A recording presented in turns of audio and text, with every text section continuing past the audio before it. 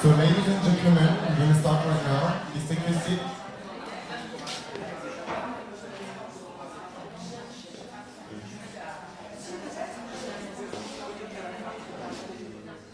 So at the end of the presentation, you can buy some goodies. We have pins, we have fans of the Collectif 50-50, and you just have to go to the bar and ask your Louise.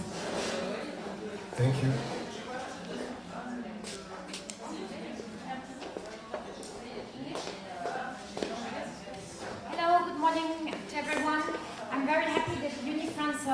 This meeting this morning, so welcome. It's our terrace, normally used for interviews all day.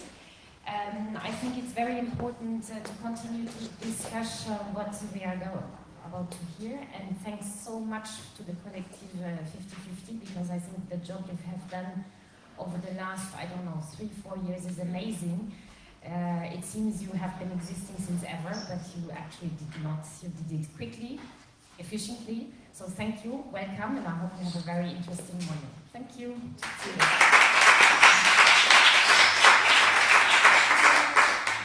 Thank you very much, Daniela. Thank you, UNIFRANCE, for having us today, this morning. We have a huge program. I am Laurence Lascary, co-presidente of the Collectif 50-50, and this morning we are going to talk about inclusion, about diversity, and also about the fight for sexist and sexual violence and harassment. As you may know, at the Collectif 50-50, we want to address not only gender inequalities, but also all discriminations that occur in the industry. Addressing the lack of inclusion is not easy, especially when your motto is math has no opinion, which means that we collect data in order to understand and then suggest measures to solve lack of representation issues. The thing is that when it comes to racial discrimination, we do not have data, since ethnic statistics are forbidden in France. So we have to be agile, we have to be creative. And after several workshops, we came up with 2 initiatives. The first one is a mentoring program for the youth from disadvantaged backgrounds. The other one is the Bible 50-50. It's a platform to make visible those that are underrepresented on film and TV sets. Last year, we felt the need to look around us in other countries in search for innovative and remarkable initiatives to inspire us, and also initiatives that we could maybe implement in France. The study is available on the Collectif website, and I'll now give you a quick overview of what we have found.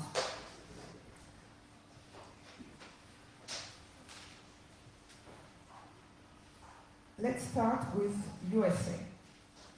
USA is the country of ethnic statistic and affirmative action, yes, but not only. It's also the country where Franklin Leonard, a film professional, launched a decade ago an initiative called the Blacklist. Franklin Leonard started with the fact that, and this is true everywhere, when you start in film, it is better to have an aim. And the Blacklist was created in order to give opportunities to those who don't. It started as an email chain containing an annual survey of the best unproduced screenplays. Since its inception over a decade ago, the Blacklist has featured scripts that has gone on to win dozens of Academy Awards. The Blacklist is now a global community, part of Leonard's mission to allow anyone in the world to get their foot in the door, remaking Hollywood as a place where content rules and diversity is rewarded. Franklin Leonard has also launched the Indigenous List in collaboration with Sundance Indigenous Program and Illuminated, a non-profit initiative founded by Native artists designed to increase the visibility of and challenge the negative narrative about Native nations and people in American society. He recently launched the Latinx List in collaboration with NLLIP, the National Association of Latino Independent Producers, a very large and influential organization of Latinx professionals. Let's move to Germany now, with an action called Vielfalt im Film. Vielfalt im Film, sorry for my German, was launched by a grand coalition uniting 15 public and private organizations and a team of specialized researchers in order to understand how diverse the German-speaking film and television industry is. They conducted not less than 30,000 interviews of filmmakers in German-speaking countries, and the results of the research came out in November. This is the first time that Germany has a comprehensive vision of discrimination, challenges, and barriers of racialized LGBTQI+ and disabled film professionals with figures. And this matters because, as in France, ethnic statistics is forbidden in Germany. The survey is accompanied by a report, a white book of recommendations and advices, and the next step will probably be the implementation measures on a federal level and from different lenders. And let's have a quick look of a video that was released last November.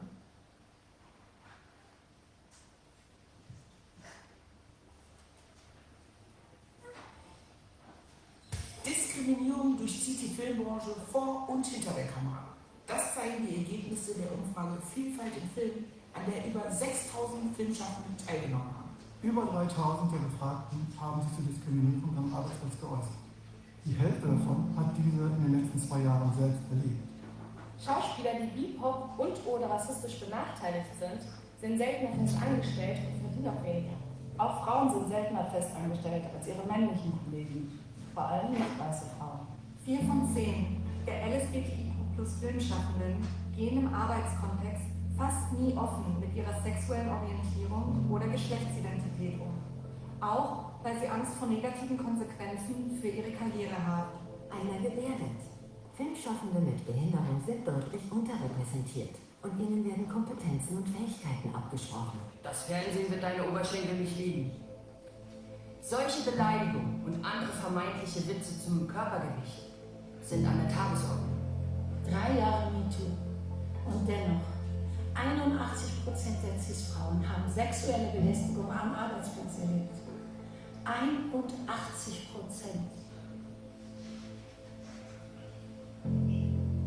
2 Drittel aller Filmschaffenden haben ihre Diskriminierungserfahrung nicht gemeldet. Wahrscheinlich, weil 83% sagen, eine Meldung hat keinen Effekt oder negative Konsequenzen für ihre Arbeit oder die Diskriminierung hat sogar zugenommen. Corona verschärft auch die Diskriminierung in Filmschaffenden, vor allem in Bezug auf Alter und rassistische Zuschreibungen.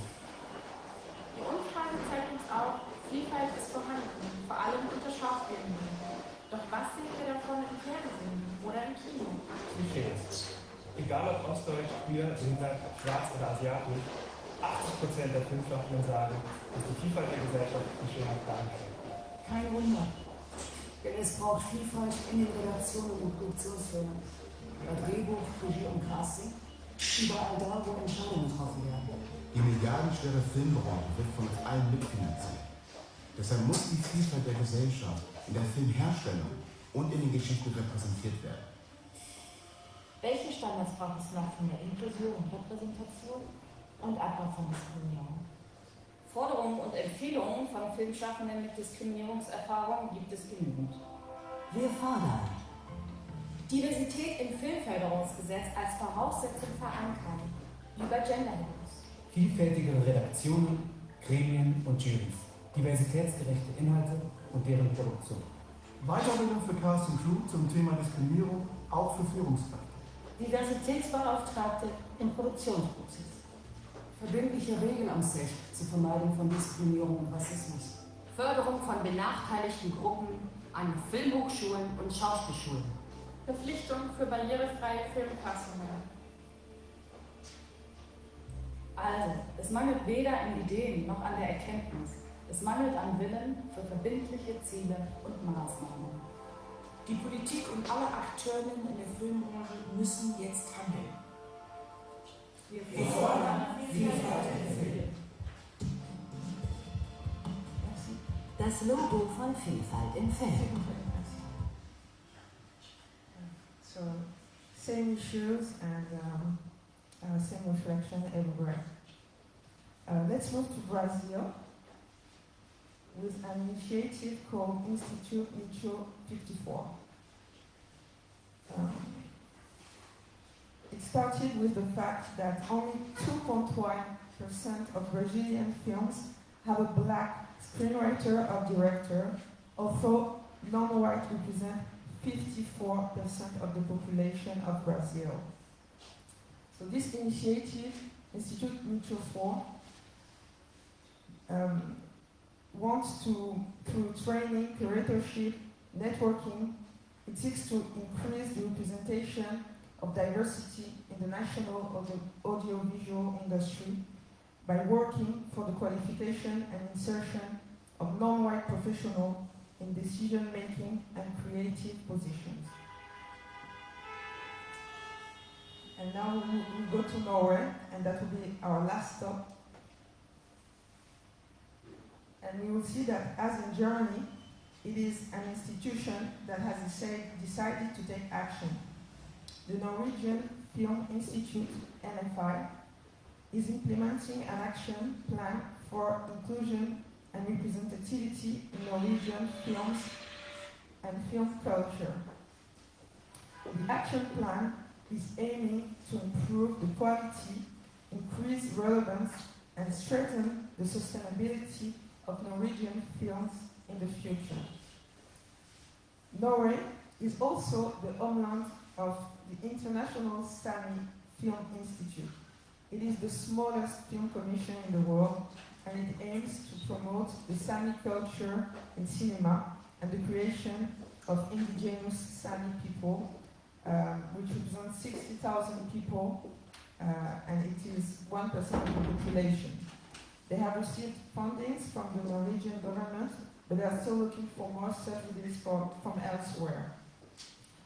You can find an extensive version of our report on the Collectif 50/50 website with more inspiring initiatives from Canada, the UK, South Africa, or even Australia. And now let's move to the panel.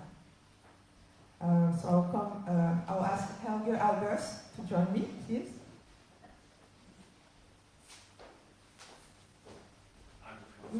There won't be only the two of us. There will be also other speakers online, and they are welcome. They are coming right now. Fanny? Okay. Thanks to technology, we can say thanks COVID, because now it's something that is quite usual and common. 2020 has been a tough and challenging year for most of us, with the pandemic crisis and all the challenges that we face in the industry. But 2020 was also a year in which the world was tracked by another story of a black man killed by police. The tragedy of the murder of George Floyd has resonated throughout the world. There were Black Lives Matter demonstrations everywhere, and also a call for the ending of police brutality and the ending of the racism deeply rooted in our modern society. There was a sense of urge, and many announcements were made in the political and business world. Of course, the film industry was not left out. Pledges here, affirmative action plans there, but how to ensure that this is not just a trend? This is the challenge that ARTEF has decided to take. The anti-racist European task force was launched a year ago by a group of film professionals and representatives of European institutions in order to avoid falling into the trap of merely looking good on paper but not really eradicating systemic faults in the infrastructure of the institution they represent. Everything okay? Yeah. Yes? Okay. So now we are welcoming Themba Bhebhe. Since 2018, Themba is in charge of diversity and inclusion at the European film market on a seasonal basis. Themba also works on specific initiatives with Durban Film Art in South Africa and Third Horizon Film Festival in the Caribbean. We also welcome Helge Alberts. Helge has worked in the film industry for about 20 years as producer of award-winning films and documentaries. He was also the managing director of the German Producers Association before he took position of CEO at the MOIN, which stands for Moving Images North. In the North. Yeah, Moving Images North is the most northern film fund in Germany. I think it's not good. So you will have to say it. Could be song backwards. Moving Images North. Okay. So you will tell us more about Moving Images North. The Moving Images North film fund Hamburg, Schleswig-Holstein and we started in April 2019. That's correct. Okay. We also have with us Matthijs Witterknow, who is Dutch-born and started out as a freelance journalist in film production, specializing in documentary films. He then worked for the International Documentary Film Festival Amsterdam, IDFA, before joining Berlin Talents in 2008. With us also Paola Alvarez Vaccaro, who is born in Argentina and is an award-winning producer, scriptwriter, and journalist with more than 25 years of experience working in film, TV. She founded Pinball London and is one of the directors of ARTEF. I think there's an echo. Can all of our speakers turn off their microphone, please? Thank you. So Paula is also one of the directors of ARTEF, and she will tell us more about our engagement. Marion Schmidt is also with us. Marion is the co-director of the Documentary Association of Europe, board member of the Network of Arab Alternative Screens, and one of the directors of ARTEF. Veronique, is Veronique with us? Not yet. I'll pass. Regina Mosch. Regina is a filmmaker and curator for cross-media and new forms of storytelling. She works as the festival co-director. She worked as the festival co-director of the Copenhagen Web Fest, as programmer director for WIFT International, and is one of the ARTEF steering group member. Melanie Hoyes from the BFI.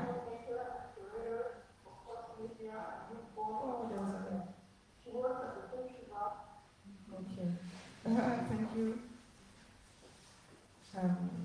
In her role as an industry inclusion executive at the BFI, Mel advocates for increased access and equity in the UK film sector, as well as consulting and collaborating with global partners to embed diversity and inclusion into policy and practice.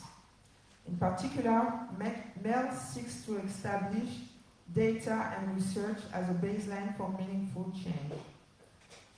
She is also the council lead for the Gina Davis Institute on gender in media. So my first question will be to Melanie. Have I forgotten someone? No, good? Yes, I think so. My first question will be to Melanie and Helge.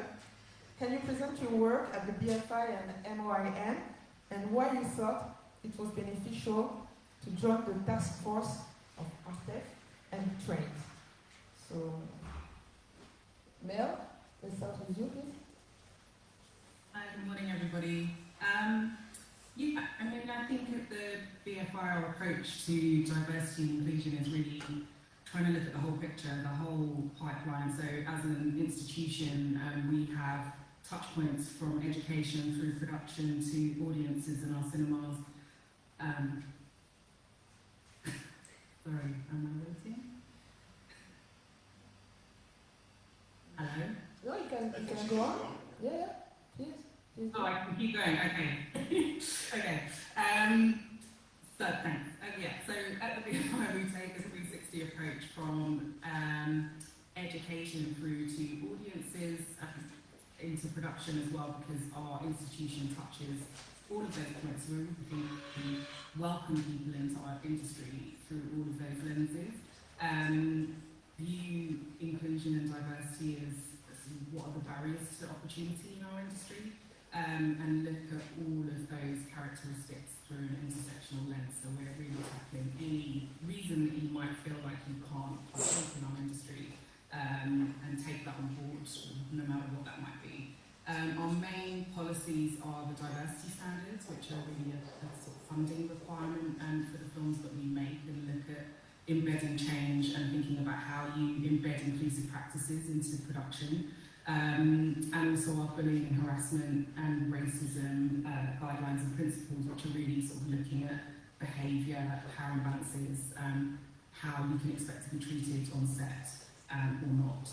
So these are both, although they're policies, we look at them as long-term interventions, so not initiatives, not things that we run up and throw in the bin if they're not working, but look to reports and use data to kind of hold ourselves accountable whether we are making change or not, and shift them if that isn't working, and also look at how we're doing that into all of our other activity in terms of skills, as I said, education and distribution as well.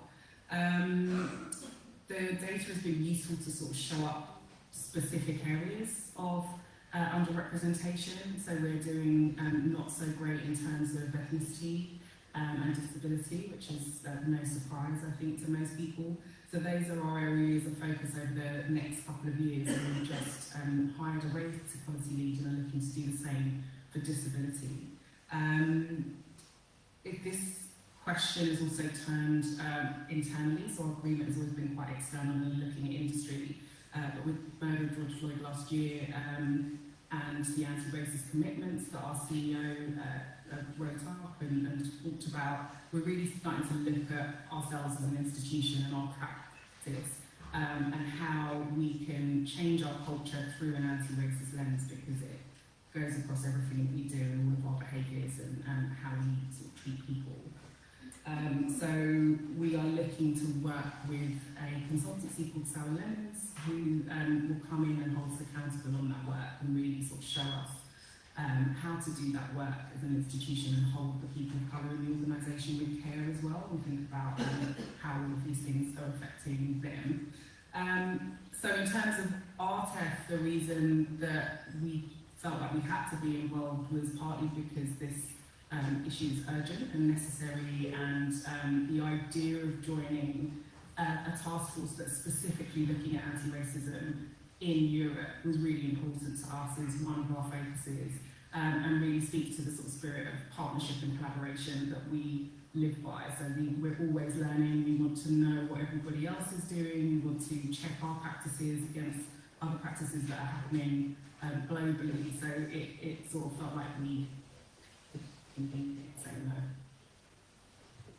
Thank you, Maya. How about you, Henry? Shall I take over? Well, first of all, just to clarify, this, the name of the fund is MOIN, which is sort of a slang word in the north of Germany for hello. Okay. So MOIN. also the abbreviation of moving, which is north.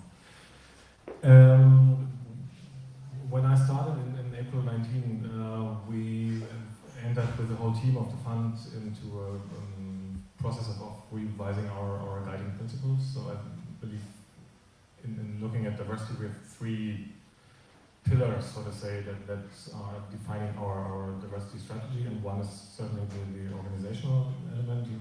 Who are we as an organization? Which principles do we have? How do we communicate? Who are we with each other? Do we want to be towards our applicants? Which set of values define us as a fund? I think it's important that we as an organization move forward and are sort of one step ahead of the industry in those matters. And it took us almost a year to sort of go through that process in several iterations with several external partners to arrive at a set of let's say, core values or guiding principles that define us. And from there on, we developed then certain tools. So besides the organization as one element, obviously for a fund, the application part is a very important part. And finally, of course, the decision-making part is important. So we looked into all these steps and we came up with something that we called very dry diversity checklist, which it is. It's a checklist we published in June 2020. We developed that with a couple of groups that are involved in the topic, like the Scriptwriters Association, to universities that are active in the matter, the lobby organization for disability in Germany, and so on. So we try to make this as inclusive in the revisions that we did in the process, and basically made it a mandatory element in the application process to go through that checklist. And we found out that it fulfills a couple of things. Initially, we only wanted to come up with something that sort of raises awareness, which it does, but it does more. I think it's a strong signal. It's something that really defines who we are as a fund and what we stand for, and it's sort of it's a pillar that in the application process you cannot ignore, which is very important. I think we made diversity something that can't be ignored in the application process, and you have to think about it. And I think it's as banal as it sounds, but only if you make it a mandatory item in the application process, you have to think about it. And that moment, I think it was quite important in the process. And it's also a tool of dialogue between us and the applicants. Because very often you don't find the right instrument to open up that dialogue and to raise questions. And in addition to that, we looked into the application process. Into the decision-making process, and we changed our juries.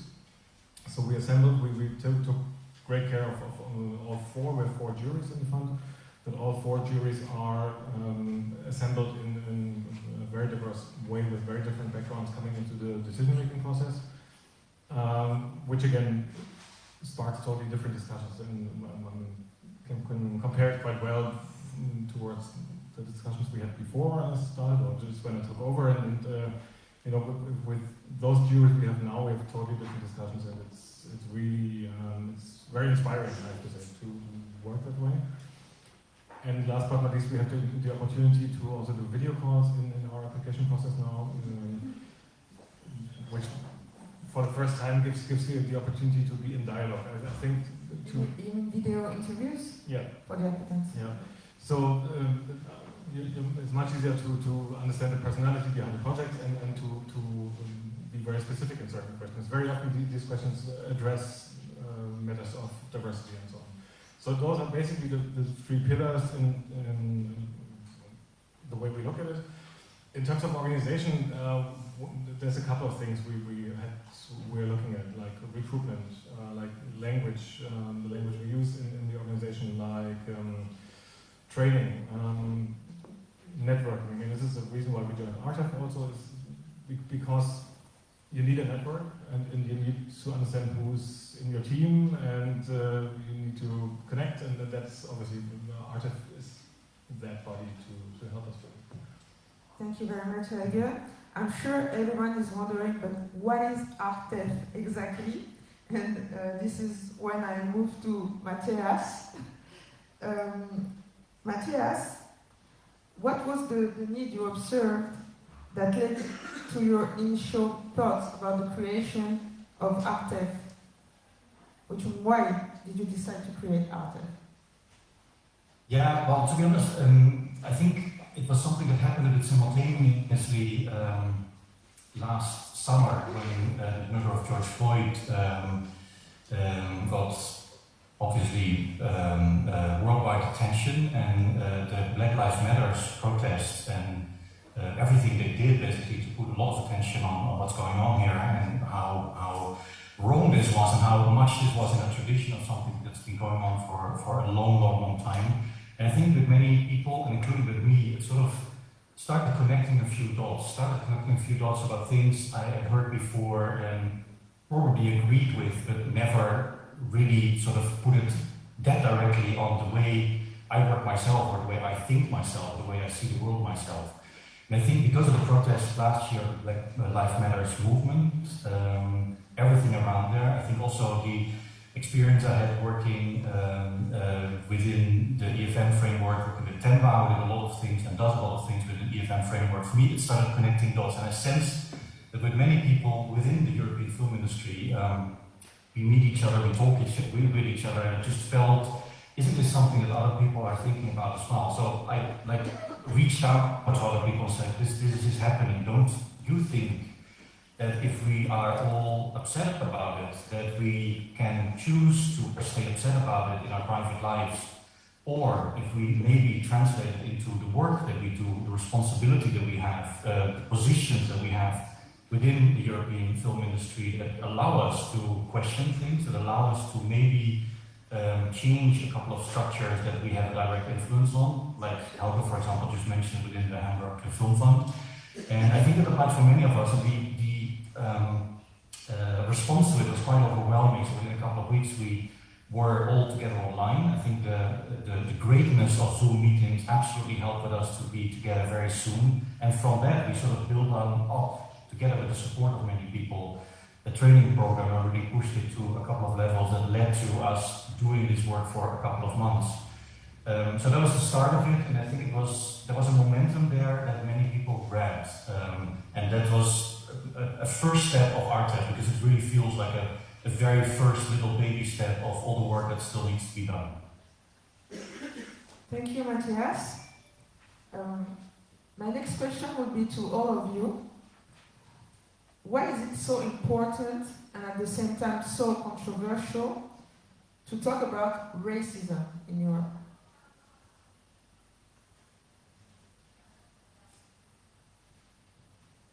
Paola? Thank you. You hear me? Yes. Great. I think the important thing is to understand that racism is not really a sociological explanation. I mean, it is a real occurrence happening to real people in their everyday lives, and it generates trauma, and it lives intergenerational trauma, and it's embedded in the systems as we know it. So, therefore, the film industry is, of course, not an exception to this. So that's I guess the starting of the urge. This is something that is hurting our society and is hurting, people who experience racism on their everyday life, but also the system as it stands doesn't work in an equity experience way, if it makes sense. Yes, it definitely makes sense. And why are there differences between countries in Europe and elsewhere when it comes to... do you hear me? Can you hear me? Not really? Not very well, I'm sorry, Laurence. So, should I try to speak louder? Is it better? Okay, I'll yell then. Why are there differences between countries within Europe and also elsewhere? Maybe Themba, can you give us some upside in terms of cultural differences and historical differences, maybe? Yeah, absolutely. Good morning, everyone. Thank you, Laurence, for that question. I think it's really important, these type of questions, to really demystify the ways in which racism works and to kind of demystify the different attitudes that we have in Europe around race, the concept of race and racism. And I'd say kind of you have to really make a distinction between what Paul just described as the way in which racism and race is scanned in civil society, so racism as an everyday phenomenon, and the official discourses around race. So we know that racial categorization is an everyday occurrence in civil society, and it's very much the basis of racism, to the differential treatment that people of colour receive, according to which you're perceived as being white, Asian, black, Roma, Sinti, and so forth. But different countries adopt very different stance to the term of race and racism. And generally speaking, in Europe, particularly, there's a really massive confusion between, the idea of biological race and biological racism, which is actually theorized in Europe and exported around the world, versus race as a socio-cultural construct. So what does that mean? That means that, I am perceived as being black and as such as being different from mainstream society, though, even though I may have the same blood group as my neighbour upstairs, and we even may share the same kind of taste in music. However, due to my features, my hair, and my texture, skin color, and my hair texture, that I will be treated differently in society. And so, I think we all know that the idea of these biological races is so lethal in the Second World War. And so you have several countries like France and Germany which have really been erasing the word from all legal texts. France has erased the word race from the constitution. There's been a similar movement in Germany. So you have these countries in Europe where race is very much a taboo. But that comes with the difficulty of how do you dismantle race if you can't really talk about race? How do you measure race and racism if you can't monitor it? How do you dismantle racism if you can't even utter a word? And I think that's kind of the double bind that many of the European institutions currently find themselves in. And then kind of to move on to another set of countries, you have obviously the UK and to some extent the Netherlands, where there's obviously still reluctance to talk about race, because I think this is a really European-wide kind of problem. But the word race in the UK, I think, is much more understood as a socio-cultural or socio-ethnic category. It appears in official text. Melanie and I have always been very used to, responding to, censuses where we have to give our ethnic status. And so there's a very kind of specific nomenclature around all ethnicity in the UK, which makes that kind of the conversation around race that is a bit more easier than it is in the continent. So I think that we can talk about the US and South Africa, but I'll end there, but that can give you a panorama of some of the differences in talking about race in Europe. Thank you very much, Themba. Marianne, can you tell us why you decided to join ARTEF? Yes, sure. Good morning. Thank you very much, Laurence, and thank you very much to everyone at Collective 50/50 for hosting ARTEF in this CAN panel. Even though we are joining from home, it's very nice to be with all of you. So basically, a lot goes back to what Matthijs already mentioned about the specific time when he reached out to all of us. And we at the Documentary Association of Europe, myself, Bridget O'Shea, who's the co-director, but also, of course, in our private and professional lives, have been discussing many of the issues that have also the Themba raised and not talked about. And then when the invitation for the first ARTEF meeting reached us, we were both kind of very excited about it, but also a bit skeptical at the same time. It was absolutely out of question that we would follow Matthijs' invitation and join the first meeting. Because obviously, as everyone has already said, it's a fact that the whole film ecosystem, as much as all of our societies, or the societies that we are living in all of their aspects, regardless if it's education, funding, promotion, distribution, membership, hiring practices, you name it, is ranked by a white system structure that before we can change it, we need to acknowledge and deconstruct it, in particular us who are holding the privilege inside of it. And as these structures are run by individuals, by us, it starts with us as well. And ARTE created this opportunity where we were invited to start with us and to acknowledge that we need to work ourselves and face our fragilities as white people in these structures. And obviously it became apparent in the trainings that not all of us were at the same level of awareness, but ARTE created this space where it was okay to a certain extent to be, or not to a certain extent, but it was okay to be still at the beginning of the journey or in the middle, but it started with the acknowledgement that there is actually a journey. And ARTE gave the opportunity to challenge, be challenged, and sit with this discomfort. Yeah, I guess this is, in a nutshell, the reason why for us it was out of question to join. As Matthijs quite rightly said, it's only the beginning, it's been baby steps. But it was quite fascinating and encouraging to see that around 40 people came continuously to the training. I'm very excited and interested to see where this is going to go. Thank you very much, Marion. Regina, maybe you can tell us a bit more about the training program and also the lesson that were learned only a year after the start of the program. Yeah, absolutely. Thank you, Laurence.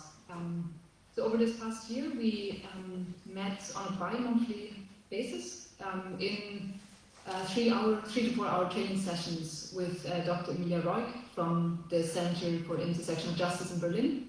So there's four training sessions between November and May where we got together and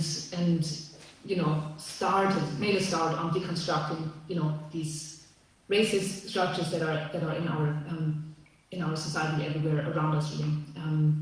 And I would say the biggest lesson that we learned, and I'm speaking both from the perspective of the steering committee and also from an evaluation that we've made with our members, I would say the biggest lesson that we learned was that this learning is actually ongoing and probably lifelong. That it's not over just after a year, as my colleague said. And I think many of our white members also had to learn that it's actually a privilege to learn about racism instead of experiencing it every day for your whole life. And I think that's quite an important shift of perspective as well. And of course also that it's difficult and uncomfortable and really tough to meet in this sort of way and to learn, but that you have to step into this discomfort zone to change something. There's simply no other way than doing that. And I think as a whole, I think we've maybe made a start on learning how to build such spaces where change can happen. Also spaces that really allow everybody in and allow everybody to be a part of. And I think, again, for us white people, we have to be a lot more mindful of these creative spaces that we make, so that really everybody, feels welcome to join and feels seen and acknowledged and supported and especially safe as well. So I think moving forward, that is something that we'll take with us, I would say. And the good thing is really that, everybody can be an agent for change, on a small level, on a big level. Everybody can do this work if we truly embody this anti-racist practice in our work and continue to hold ourselves accountable for it.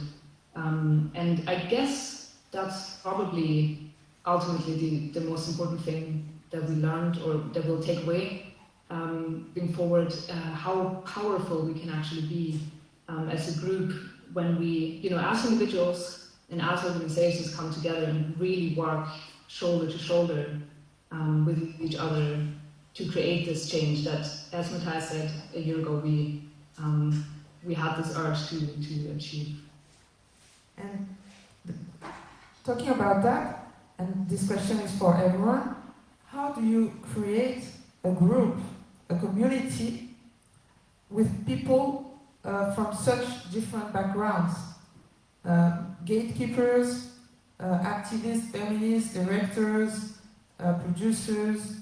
How do you gather all those people together and achieve something, because they don't have the same level of knowledge, engagement, they don't have the same power, and so how do you make this work?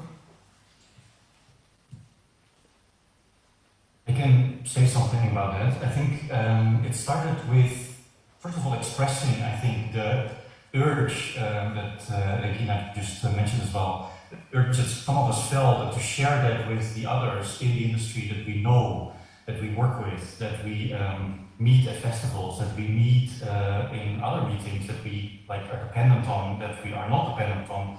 But we all know that the film industry, the people we work with, is a group that we can write to and ask if they feel the same. That's what we did as Artiv, making the group bigger and bigger. We had a total 4 training sessions, but actually had a lot more training, a lot more meetings already prior to the training session that started in November. And every time new people joined the group, so at some point we had a group of around 50 people attending those meetings. And I think creating a group is about listening to each other, making sure that the space is the space where everybody and everybody's experience is valid. It's not about explaining the world to each other, it's about listening how the experiences were, how the feelings were, and how we all felt the responsibility of things, but also felt sometimes the inability of knowing where exactly to start, because it is an overwhelming subject. And I think building a community in this sense, at least for the first year, because it was a 1-year training program and we hope to continue it later this year and early next year, building a community is about staying connected with each other. Also, and that I think is important to mention as well, this was not a, let's say, a kind of heal the world group of everybody feeling great all the time with each other. We had very difficult, I would say, conversations. There were some people in the group that also did not feel comfortable and left the group because they felt things were going way too slowly. There were people in the group that felt things were going way too fast that left the call because they felt I'm not ready for this. And I think many of us, including the people in this group, especially the white people in this group today, have experienced moments, phone calls and emails in which we seriously had a sleepless night or felt very uncomfortable because we just didn't know how to answer a question or how to actually confront ourselves with specific issues that we realized we would have to change ourselves as well. So building a community of people that have been in touch and remained in touch doing so, at least I think have laid a foundation of people being able to support each other, because we know that these difficult moments are very much and will remain a part of the work that we do. We can trust each other as well, and we can be vulnerable and speak out about it as well, instead of pretending this is a fast-speed train that we just embarked on and we hope to arrive by Sunday evening. I mean, that's not the case. So I think that's the trust that we build in this group, and that's the trust that we hope to build with many other people. Thank you, Matthijs.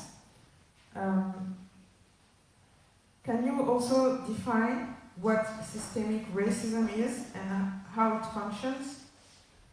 How racism is embedded in our institutional structures? What do you mean when you speak of systemic racism? Yeah, thank you for that question, because I think it's a question many people ask, including sometimes ourselves or I myself. It's very easy, I think, to talk about individual racism or to point out or to feel when a comment or something that's happening or an event or people in a group are being treated in a racist way. I think we do feel that, and it's easier to point it out or to say this is not okay. When it comes to systemic racism, it's much harder because it's not an individual, it's not one single occasion, but it's a whole system, a whole world in which we live, in which very, very small details, the racist structure is sort of developed over many decades and in many cases many centuries.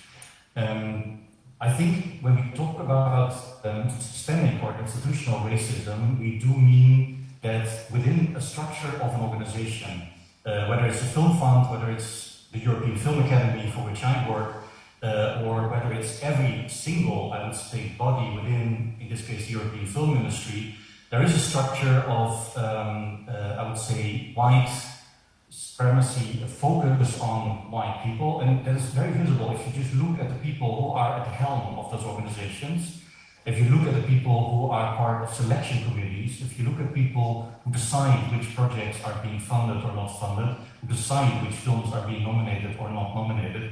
If you look around, we're very used, and we think it's normal, that these are people that represent a dominant group, and that dominant group is not the reality of how the world, what the world looks like. And I think because these organizations are all sort of structured in a way that this dominant white group is taking decisions and being in charge and decide what's happening, even though we mean well, and even though we say, listen, we have everybody on our radar and we'll really try to be as honest and fair as possible to distribute everything among everybody. If you look at the reality, if you look at the results of which films are ending up in cinemas, which films are ending up in film festivals, which people are ending up in film festival juries, and so on, it's very much always in the favor of a specific, the white group in the film industry. And I think that is something that we start seeing, that is something, again, that we start seeing because of the world around us changing, and the film industry waking up to this and realizing that, you know, we pretend to present the world in the films and in the stories in which we tell. If we look at it, we actually don't. And I think it's very much time to change that, and I think that is the part of institutional racism that we need to acknowledge, that we need to acknowledge that we are part of it, we've grown up into it, we've been favored by it. When I talk about the white people in this room, we have the privilege of not really having to make it, to change it or not. But I think the time is there, and I think the moment is there to join forces and to say, what can we do, and what can we do during the time that we work in this industry, and what would we like to see change in the time that we work in this industry? Thank you very much, Matthijs. And that will be my last question, because I would like to have also a question from the audiences, and I guess we have plenty of them.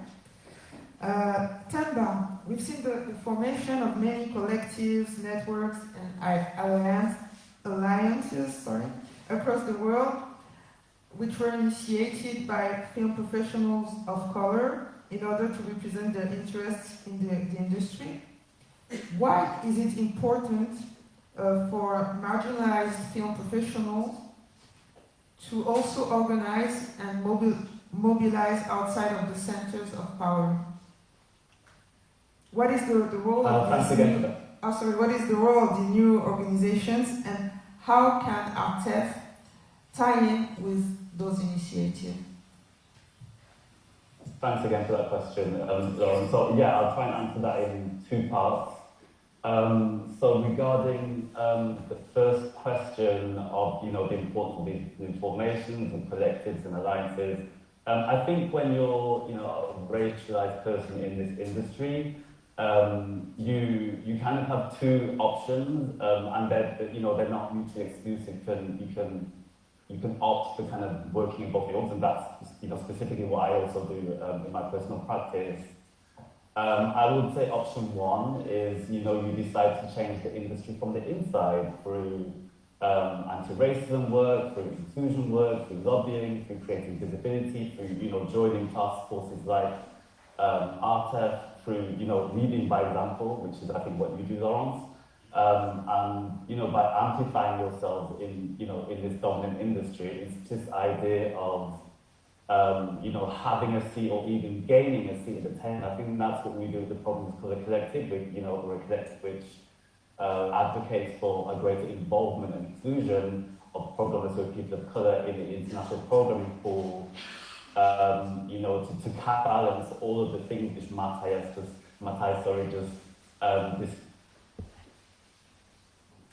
very white. And, you know, to quote another organisation, Brown Girls Matthew, which is actually featured in 2 panels, that's very will be hired across the industry so that they can also collaborate amongst themselves. And so you have this that's really option 1. And then you have option 2, which is to seek to build alternative ecosystems and networks and collectives for marginalized peoples from the same communities, but also from interconnected ones, so that they can collaborate and trade with one another and build alternatives.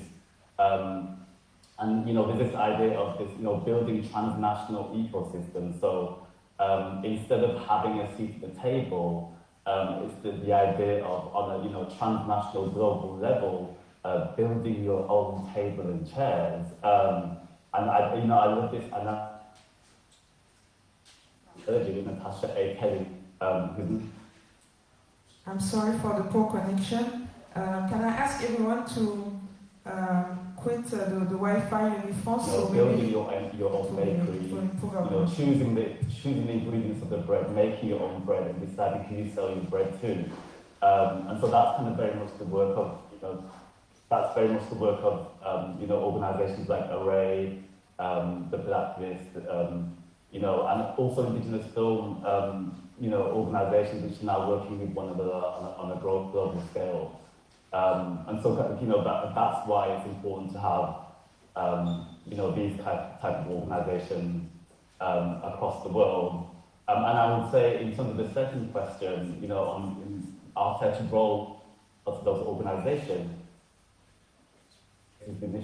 ARTEF's work is really just around dismantling the barriers in the industry to enable those organizations to flourish, for there to be a level playing field.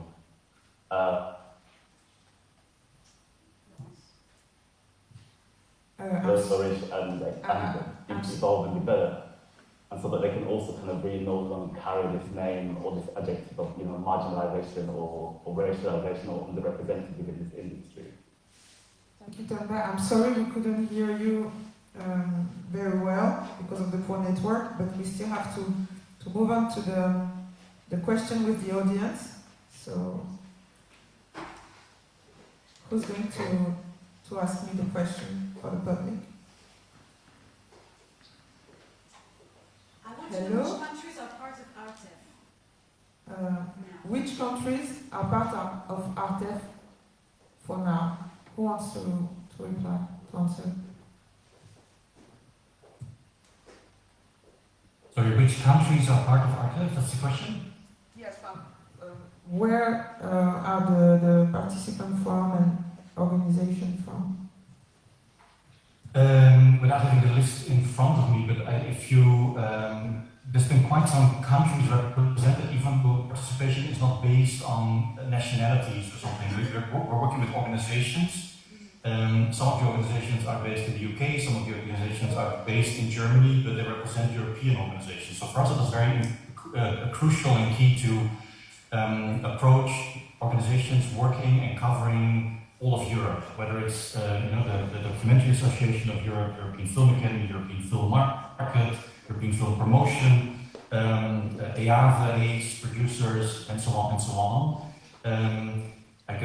There's a long list and they're online. So these organizations are based in specific countries and their members are based in other countries. So for example, EAVE spent around 4 people actually joining the trainings that are based in Luxembourg, that are based in Barcelona, I think, that are based in Belgium. So we have participants working and participating with us on homes all over the continent. If you would ask where predominantly the members were from, obviously there was a larger participants from the western parts of Europe. There's certainly countries or film institutions or people we would love to have involved, that we asked to be involved as well, that decided not in the first year because they indicated they are working on initiatives themselves or that they would like to see and talk with their own industries first before joining a European initiative, which we understand and respect. We do hope, though, that we can connect with them in other parts of Europe as well in the future. And you can find all those organizations on ARTEF website. Another question. You can, to ask questions, you must log on the SparkUp link that were sent, and so that you can ask for your question. From internet. For Themba, do you think building your own alternative is a sustainable way of changing the industry?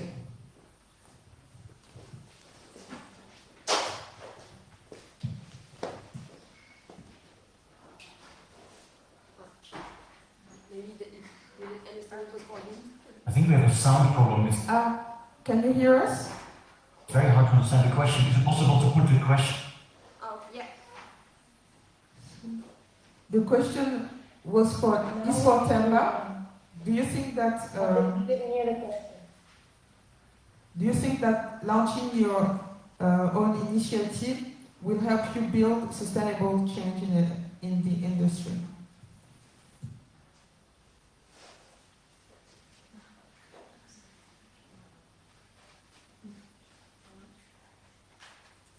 Can you hear me? Can you hear me, Themba? Can you hear me? Themba, can you hear me? You can hear me? Okay, good. I think, as I said, yes, I can hear you. As I said, I think the role of artists is to really, clear the ground and ensure that this is a level playing field.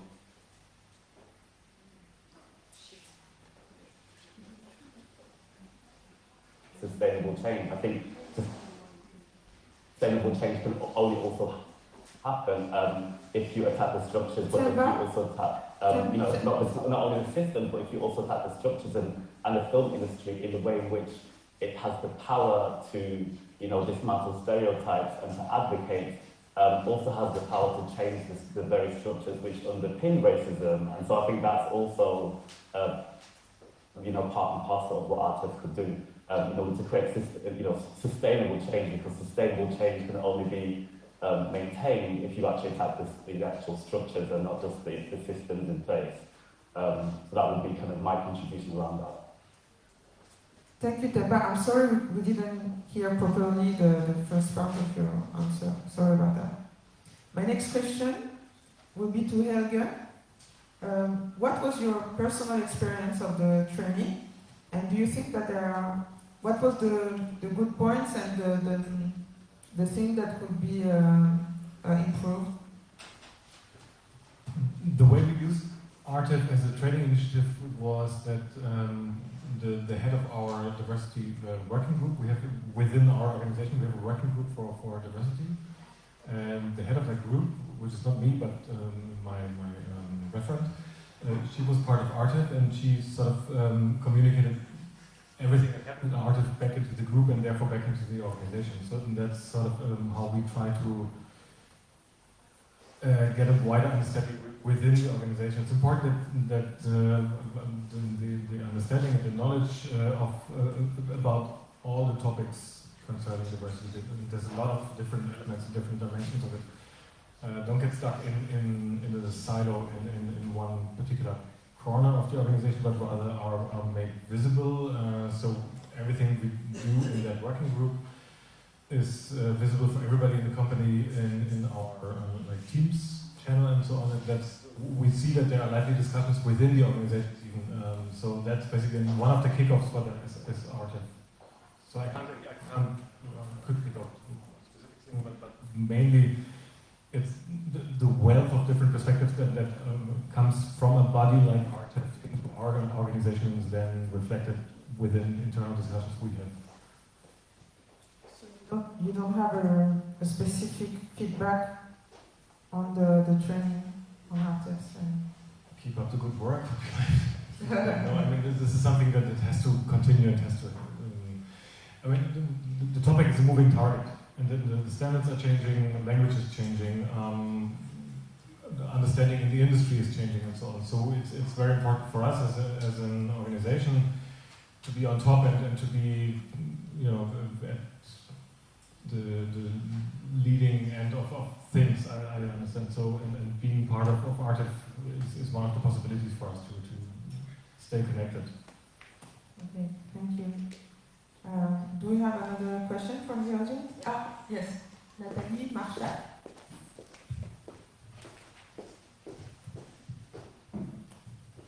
Yes, hello. So I'm a film director. Working? Yeah.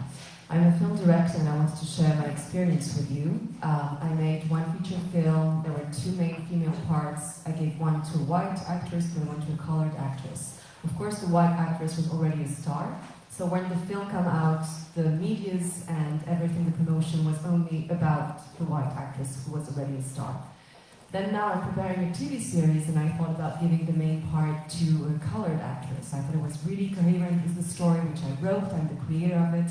And the TV channel, which is a public TV channel, just replied, no, she's not popular enough.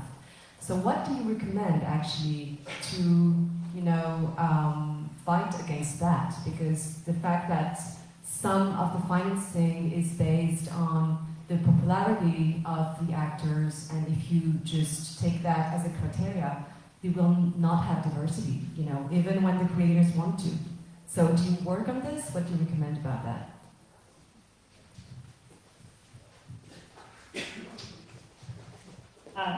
If I may, thank you.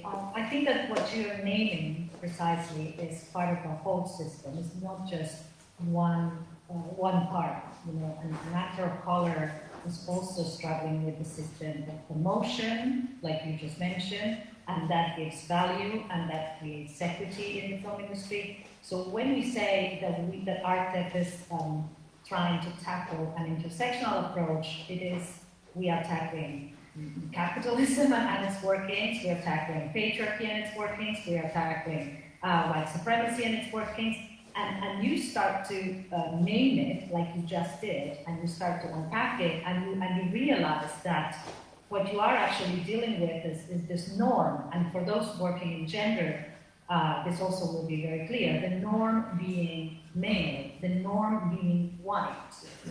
So you're actually unpacking the whole value system. So we wouldn't have an answer as how to individually tackle one problem, because this is exactly the problem. How the system is built around this norm that needs to name this whiteness, needs to name this invisibility of white people who are presented as the norm. And I think that when we say what is the value of the system, we are always looking at it from that framework. And this is why our tech needs to work in so many levels.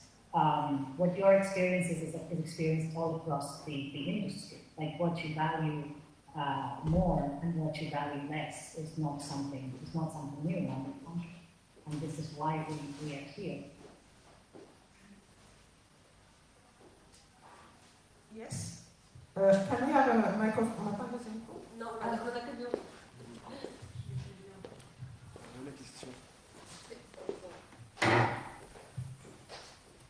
Yes, good morning, I'm Julie Almenio. I'm the head of the Association of National Film Centers, so we are 35 in Europe. Just to say that several members are supportive of ArtEF, which is a great initiative. Just also to confirm that all film centers, cinema centers across Europe are moving to the diversity and inclusion agenda.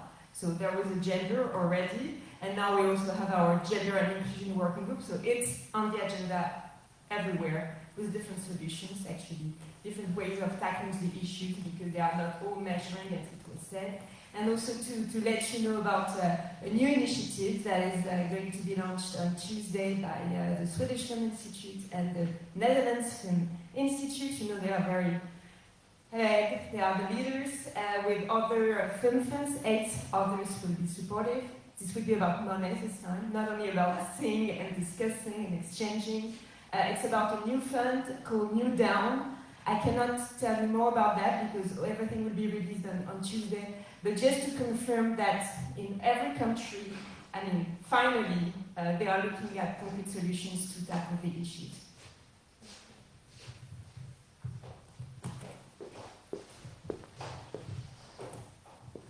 Thank you, Julie-Jeanne, and as a producer, I thank you even more because we love money, so welcome.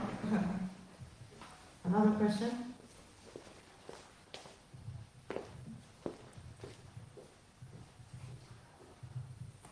Hello, Quentin, director. It's not a question, it's just a remark. Yesterday I was watching Still Waters, the film with Matt Damon and Kelly Cotin, and there was a character that was racist. And I think that it's also very important that we put, of course, more people of color in films with great roles, but also that we put the emphasis on racist people. Because sometimes they don't even understand that they are still racist. And the fact that we saw that white men in French streets talking very poorly about colored people, it was good because we could like really confront people to their own racism. And the reactions of the audience and the reactions of the characters in the film was very important. So I think that we also have to do that, to not give excuses to racist people and put them the etiquette. We need to like speak loud about those people.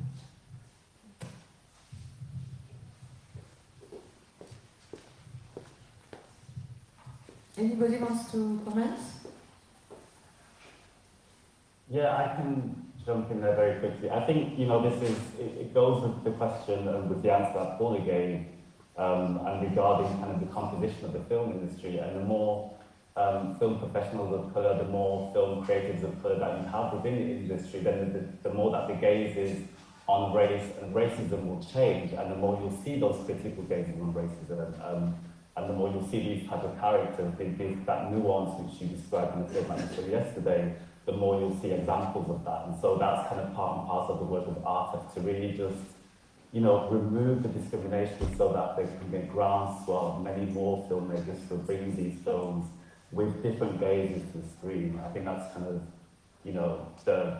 the destination which we can arrive at, because, quite often you can be caught up in actually doing the work of the current time, but you actually have to look at the final destination of where we will arrive, and that is part and parcel of the final destination.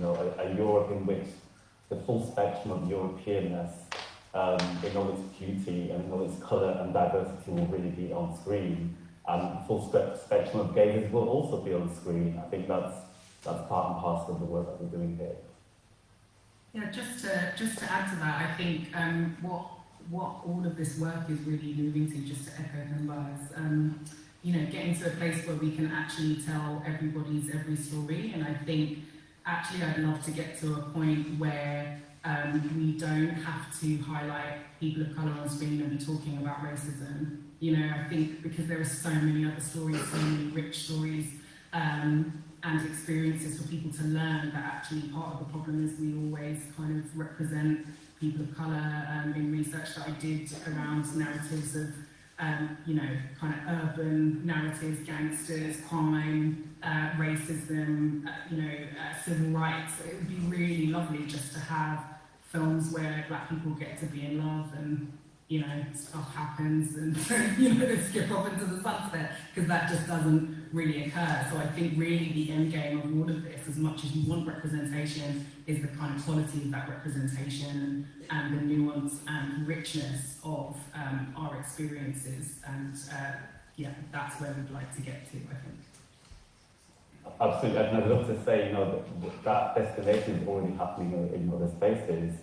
I work a lot with the Caribbean, I'm working a lot with Durban Themba in African spaces where, specifically in the South African space, where they've had to have a conversation around race due to the country's history with racial oppression.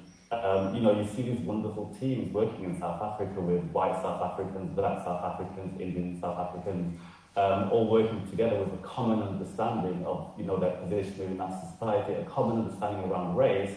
We're able to kind of decenter that and just work on the story. And that's a beautiful thing. And I think we kind of also need to achieve that here in Europe.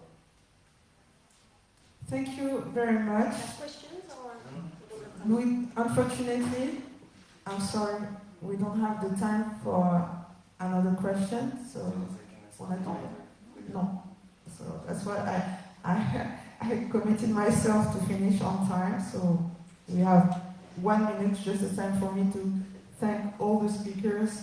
Thank you, all of you, for all the insights and the sincerity of your participation. So let's meet again in a year or two to discuss about the improvements that were made, the measures, and hopefully one day we won't have to discuss about inclusion anymore. Thank you.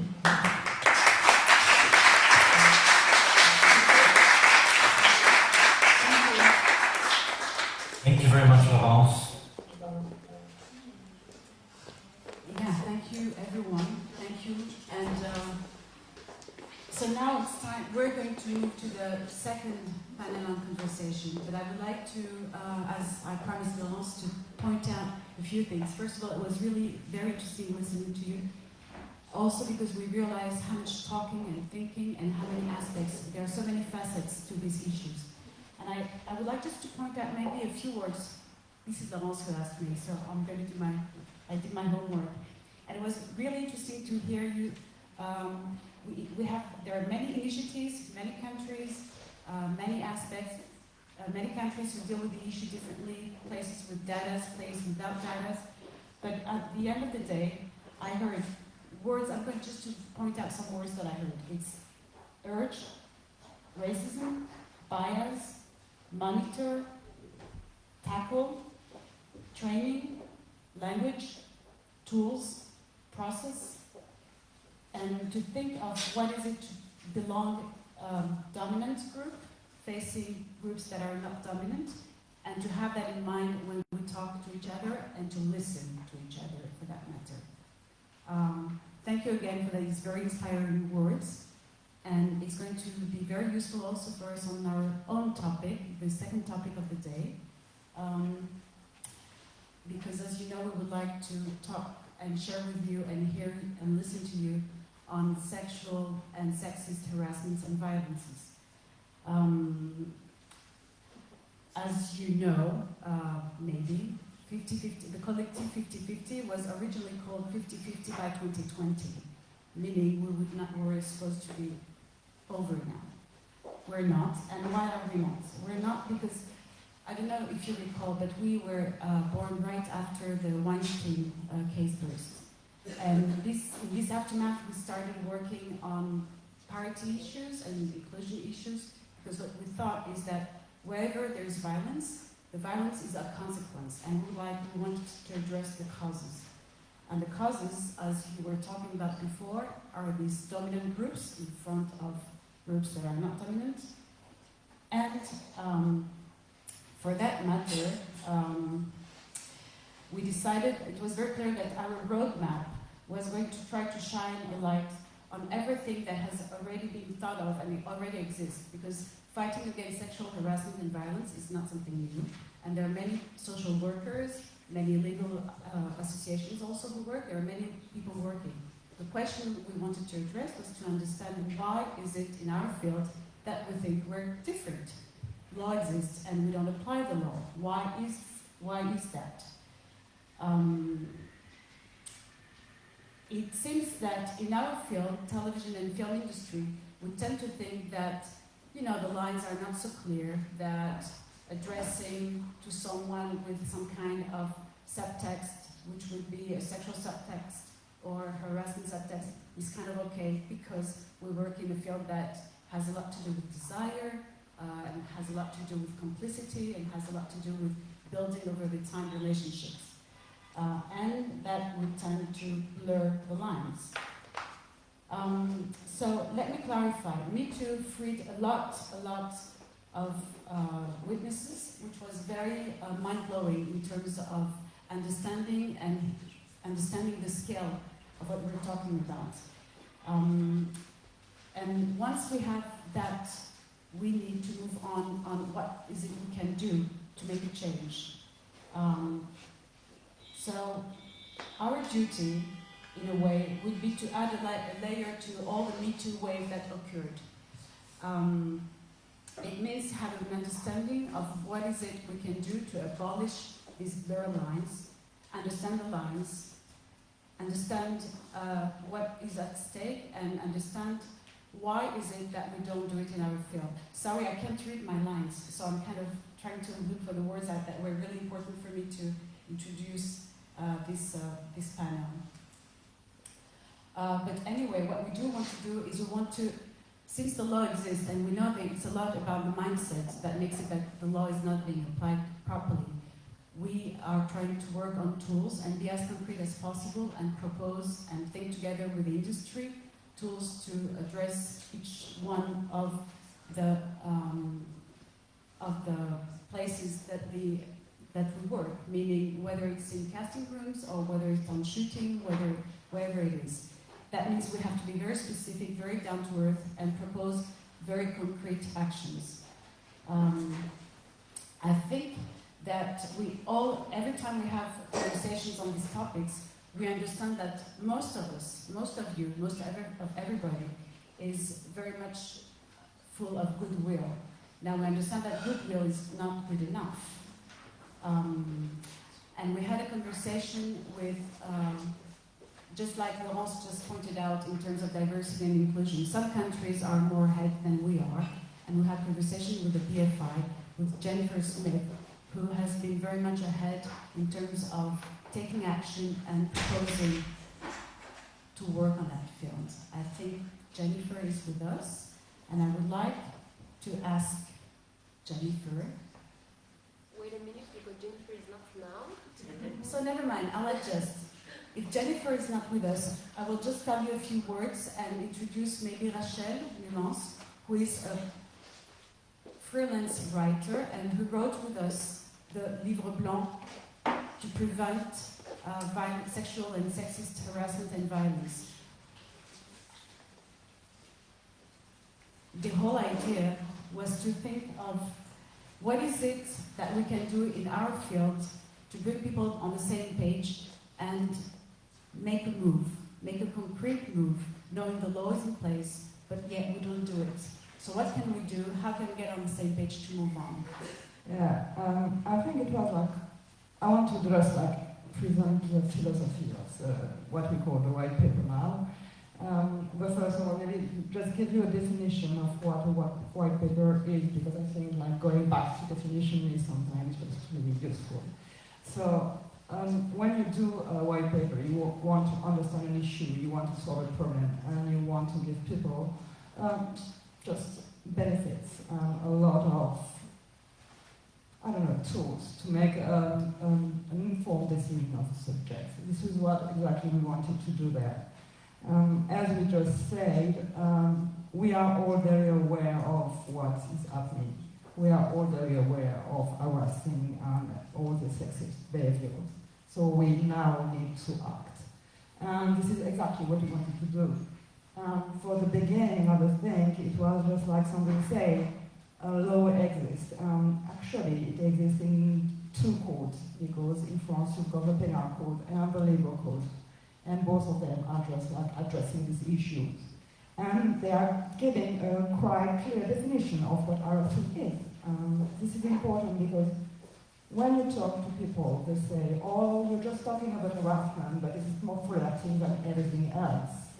And this is not true. So just going back to law was really important for us. It's just like say, okay, now we can agree on terms, and we can like just begin to talk about that.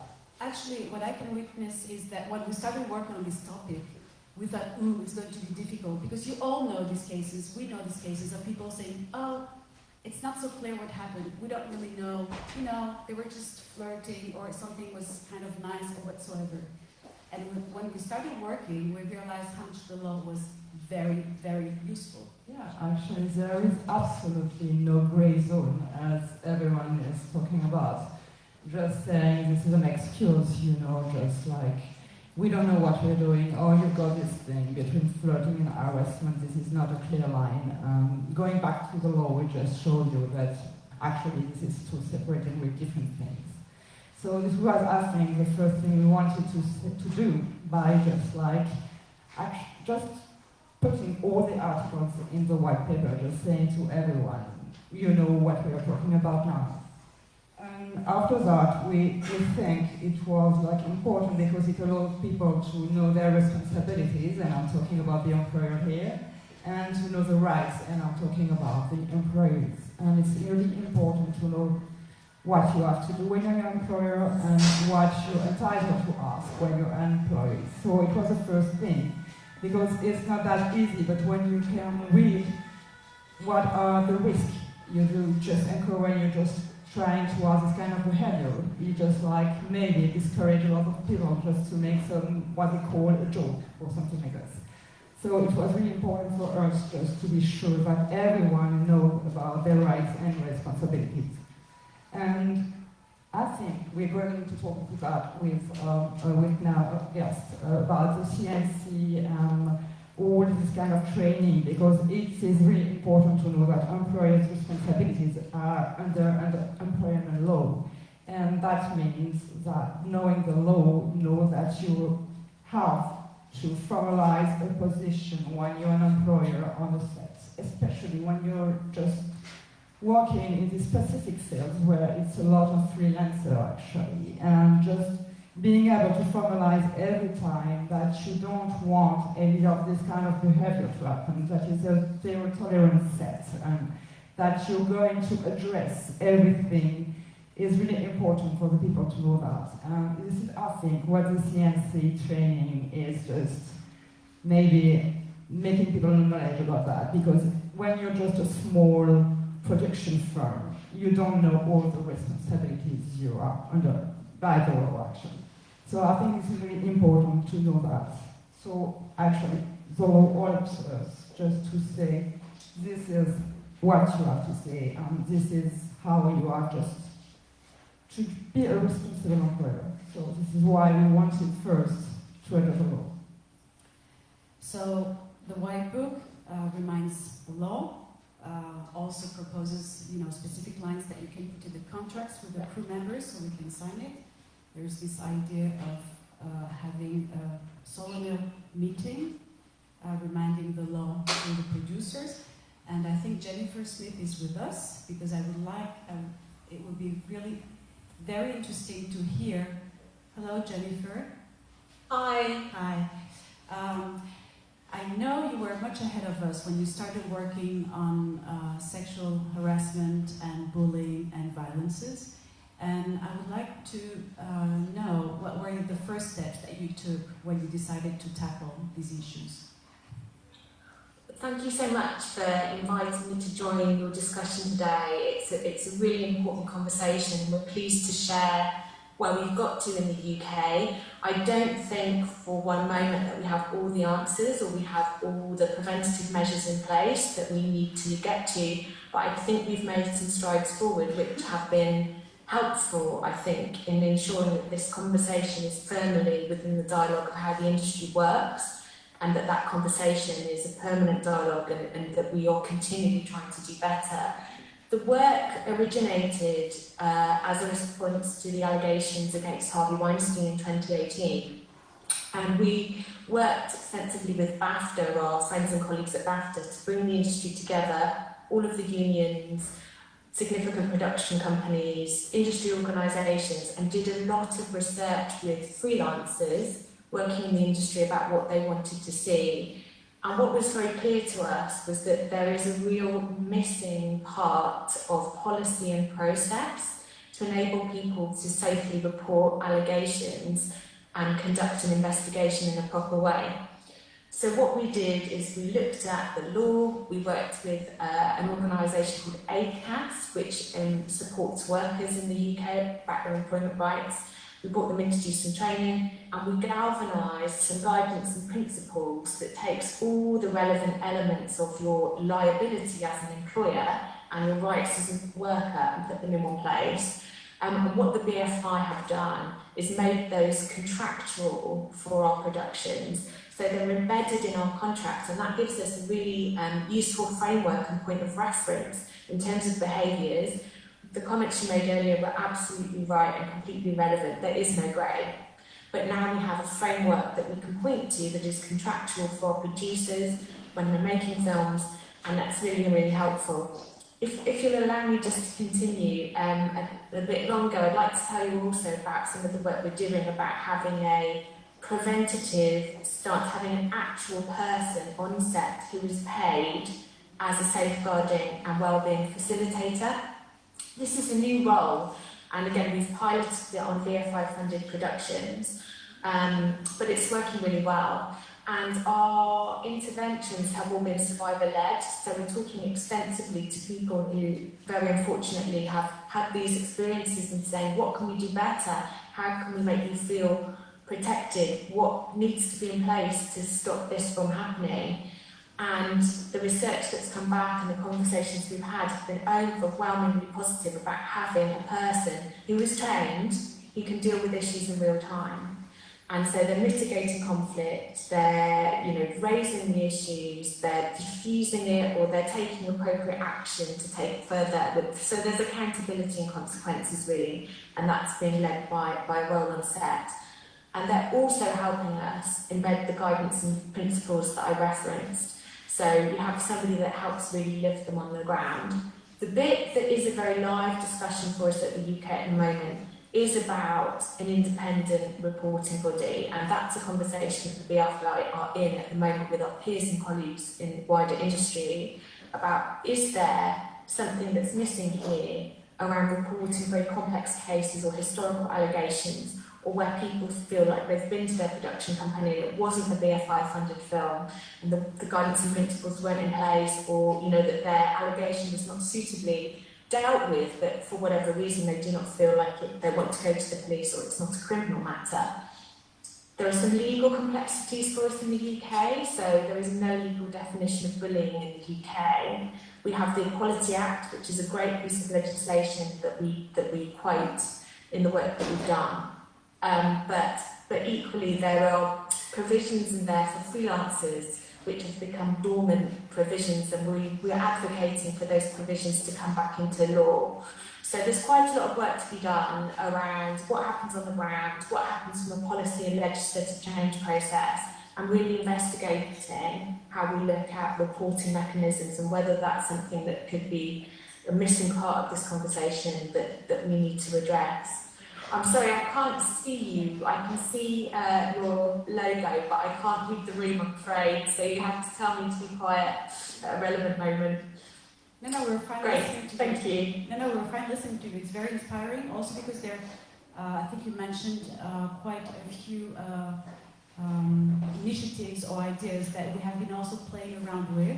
And I think, Rachel, do you want to add to the Livre Blanc and compare maybe the... Yeah, maybe I think like the designated individual we're talking about is exactly the same thing we wanted to just adjust in the film industry, because these people are actually, the law is in France, you have to have designated people in your industry, in your firm, when you're a traditional firm, if I may say so. And so we wanted just to transport it and to just calc it into the film industry and try to know how to work with that. And it's not that easy, as you say, because it's sometimes you've got a really small production and people say, I can't have one more human resources about that. So we just have the same issue that you may have before us, maybe, and you still have sometimes. But I think it's really important thing to have someone who is clearly identified on the set, where you can talk to, and you can just like report any action, or even just talk about feelings or things you just make you feel uncomfortable, even if it's not harassment, even if it's not violence, just to be able to talk to someone. So we do share the same idea on this thing. After that, you talk about the investigation, and I think it's quite a crucial point there, because I don't know how people react in England, but it was not easy here just to just say people, now you have to make an investigation. People are saying, we are not the police here. We don't want to be anything like this. We don't want to just make any kind of investigation, because it's not an easy thing to say, just, okay, I'm just going to take some precautionary measures, and I'm going, maybe sometimes if it's just like a lead actor or something, I have to just ask him to stay at the hotel for the time of the investigation. So it's not that easy, and a lot of people are saying we've got to just adjust with the presumption of innocence, and you know how it's a difficult thing, and there is a line there too, because people just tend to just not be sure what is innocence, and the one is precautionary measure is not actually a kind of punishment per se. And I think you may eyes the same kind of issue. I don't know. Do you, Rachel is just pointing a finger at something that is very important to us. Like I said before, we have all these friends in the industry saying, oh, you know, it's playing around with it, not playing around in a cynical way. Sometimes it's just out of having no awareness. But these gray zones in between what you have to do and what you want to do, what is usually being done. So presumption of innocence versus what you have to do when the case is occurring or when someone is just mentioning that there is some suffering and you have to put an end to it. Do you have that kind of topic? It's really interesting to hear your discussion, and all your points are so relevant. I wanted to address the point about smaller productions because I think that's also relevant for us in the UK, in the independent sector. Obviously, the BFI, we're supporting a lot of small independent productions, and what we've put in the guidance and principle is something that's scalable. So even if you can't afford a safeguarding specialist on your set, we've put in some ideas about how somebody could be that person on the set, and that's where training is crucial. So just coming to your second point about how do you address areas where people say, oh, well, I didn't know, and I wasn't sure, and this was sort of a banter, which is a phrase that's used a lot in the UK. By having an upfront set of guidance and principles that's contractual, that is displayed on the wall in a lot of production companies that have adopted them. It's very clear. You set your expectations out very clearly around behaviour. And for us, it really is about stopping these kind of avenues or cracks that people can fall down where they feel that they've not been heard, or there wasn't a mechanism in place, or there was nobody to go to, or people didn't understand the issues and they thought it was okay to say or do what they did. So at every single opportunity that you have, before you start your production, written into your contracts, in terms of how leaders on set conduct themselves in the first kind of few days when they're talking to the cast and crew, you have opportunities to set the standard. And where we have bigger budget productions and what we're doing at the BFI, we are in that position where we are advocating for a safeguarding specialist on set, and Sky have just announced that they're doing that as well. So we're seeing this tipping point of this role being normalised in the way that Time's Up advocated for intimacy directors to become a role that's recognised in industry. We're seeing our safeguarding specialists coming up, and there being a standardised set of conditions around what that role looks like. But equally, where you are a small production and you cannot have that role full-time on your set, the training that we provide to our heads of departments, to our crew, to our producers is absolutely crucial. And that's another conversation that we're in. So people can deal with these issues in real time. Because the survivors that we've spoken to have said, people want individual things to happen as a consequence and the accountability that follows from their experience. But actually, I think a lot of people just want the behaviour to stop, and they want to know that the perpetrator is aware of what they've done and they will not continue to do it again. So we just take every opportunity to get that messaging across. Thank you very much, Jennifer. I think you said a couple of keywords that I would like to bounce on. It's awareness, training, and again, I think training and awareness are the key to get out of the gray zone. So that training is something that we really advocate for everyone to benefit from that kind of training, so you have an awareness and you understand what's going on, and you don't let the survivors alone. And this is when I would like to invite Bertrand Gore, a producer, independent producer, to witness something that he has just experienced a few days ago, and that is the training that the Sensei provides with the association called Diversité. Bertrand. Okay. Where shall I sit? Here, next to you? I can And I think we would like to share with you the experience, a fresh experience of a producer who just went to that training delivered by Diversité, l'association pour la lutte contre les violences au travail, delivered at the Sensei. It is now a compulsory, everybody who benefits from financing from the Sensei has to go to that training. So, Bertrand, how was that experience? Well, very interesting. No, I must say it was a very, very good experience, very interesting. How can I? Because, as you said, this was presented as you have to go there and you have to follow this training. And there was something in me. My very first reaction was that, well, why are we forced to do that? And sorry, I was not conscious that I had to speak in English, so. But yet, I'm really happy I went to this training because it's very important to sit in a room for 3 hours and to have someone who is really specialized in these matters and who can explain in very simple words with very factual examples what are the good attitudes either as an employer, what are the things that you can actually do to set a safe space? Yeah, a safe space, a climate that is that will send a signal on the set, even before the shooting. What is it, for example, that you didn't know, that you didn't think about before? What is it that was in a very concrete way that you heard and hadn't thought of?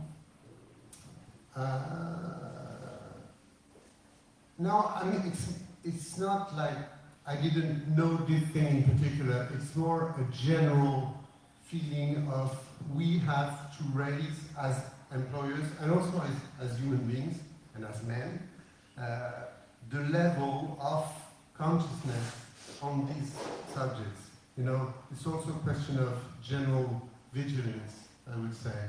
So that was, for me, sitting in this room for 3 hours and listening to what you had to say was really interesting in terms of, it's not only technical as an employer, it's also more general as, a person really to understand what are the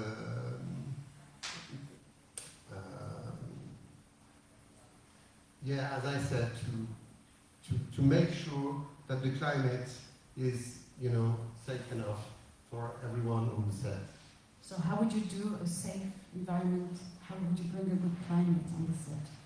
Well, I think that she mentioned that, well, you can inform, you can, have things, you can add things to the working contract, you can have, send messages about the basic rules that have to be respected. You have maybe it was like 2 or 3 days ago, so I did not process everything I heard, and I still have to think about it. But she mentioned the fact that, for example, making maybe a 2-hour meeting with everybody on the set at the beginning of the shooting could be a very interesting time. We take 2 hours even before we start shooting, just to bring, what are the rules, what is expected from everyone in terms of attitude. It also sends the signal to everyone that if they have something to say, they can come to us.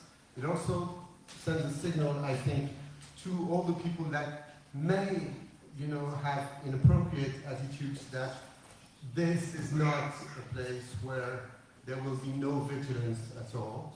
So, for example, this kind of information meeting for everyone, that would be compulsory for each member of the crew, I think is a very, we never did it. And so when I when I listened to what she said, I was thinking maybe that's a very good thing to do, you know, to start a shooting, for example. You mean like have this kind of session of training for the whole crew? Yeah. Something that is refreshing? Yeah, yeah. And I also felt that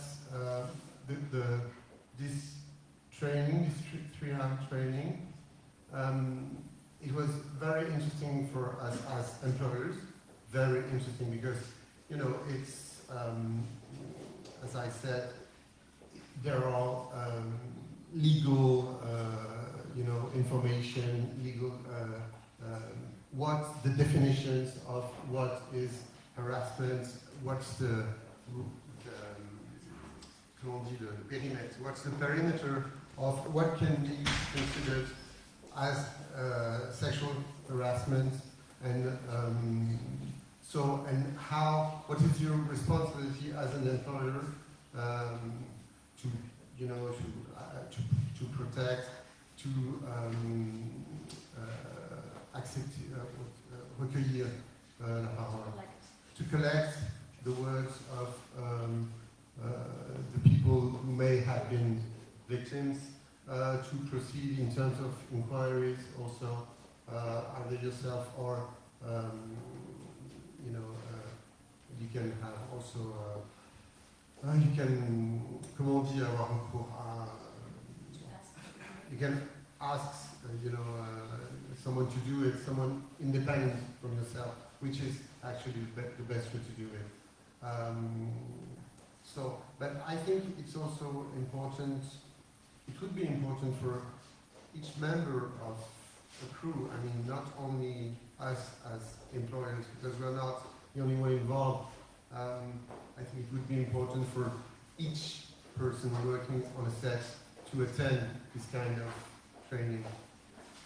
I think there is a question Quentin wants to ask. Will you include the talents, the stars of the film, to that discussion? Not only the technicians, but also the lead roles. Yeah, it's a very good question. Sometimes as producers we scare about that too, right? Yeah. I actually, when I was, you know, attending this thing at the CNC, I was thinking to myself that probably the most delicate situation would be if a key actor has, I mean, someone who has a very high level of power within the set, and someone that you cannot replace has this kind of behavior, which is, so I was thinking to myself that sending the right message at the very beginning of the shooting is probably the best way to avoid and to prevent this kind of attitudes to happen. Yeah. So coming out of the gray zone is also in a very concrete way for producers, and the Sensei now connected the any subsidy to this training, which is extremely important. And you feel like, if I hear you correctly, it gave you tools as a producer to act upon that and take responsibility and clarify in your set what is it to be done. Yeah, definitely. No, really, I was really because it gives you tools, and it also raises the level of vigilance or awareness or whatever you can, how you can name it. But it's very important to accept that we are not fully informed. I mean, sometimes we are very arrogant and we pretend we know everything about all the subjects, especially when it comes to, I mean, I could, you know, see myself as someone who, because my two partners are women, so I can see myself as someone. You're on the safe side. You work with women, so you're on the safe side. You're a good guy. Yeah, I can see myself as a good guy, but, you know, it's not that simple. And still, I think it was, for me, for example, very useful to sit there for 3 hours and listening, and I will keep on processing, I think, on these issues and questions. Thank you very much. I think I would like to hear Rachel also, because we heard exactly what you said about this training, and that maybe it would be interesting to enlarge and to have a wider audience for these trainings. And I think we have heard also the word, we were asked by many crew members who heard about this training for the producers, and we kept meeting agents, casting directors, actors, crew members who, just like you asked, Quentin, wanted to be part and take part in this process, and not knowing what to do, they're waiting and hoping to get some tools. Hence, can we go to that training? So can you tell us more about the further options? Yeah, actually, the training for everyone was one of the options of the white paper we wanted to have. It's not easy because you have to just like put a lot of people under formation because it's more than 200,000 people we're talking about. So it's not a small thing, but you have to maybe be sure that everyone is educated about the subject if you want a workplace culture to change. So it was really important, and I think we can be kind of proud of, because just during the summer, a really huge actor of the French formation and continuous formation decided to open, I don't know how to say that, it's a kind of an appel d'offres. It's just a huge thing just to be able to train a lot of people through 3 different kind of programs, we say, and it's just a kind of sensitization in the first program, and you may just want to follow maybe the 3 days program, which end up with a qualification to be this kind of designated people on set. So it's really huge because basically it opens the door to all the people who are maybe for the first, the one people want to, but after that maybe we can ask all the production to have a certain amount of people who decided to have this formation, this training, sorry. So it's really important because you can change anything if you just one person on the set who has formed that. Because it's really important, as you say, that you're not alone on the responsibilities, and it can be just a producer who just is entitled to do everything, is in charge of everything, is responsibility for everything. You have a responsibility as an employer, but we do all have individual responsibility, and I think it's important that we just make people able to know that and just to take their responsibilities too. Yeah, I just want to add what Rachel is explaining. I can witness that when we were working, Rachel was writing the Livre Blanc, we had lots of questions of like I just said, of crew members, and they were really wanting to be part of it and say, we don't take our producers as mamas or papas or teachers who are going to tell us what is the red line not to cross. We also want to have to benefit from that awareness. Hence the conversations with that. So this is being very French, but it's a French administration and that delivers trainings when you're a professional. And I understand there are going to be different levels. One of them is a training pretty much like the awareness training at the Sensei for producers, for any crew members who wants to attend, correct?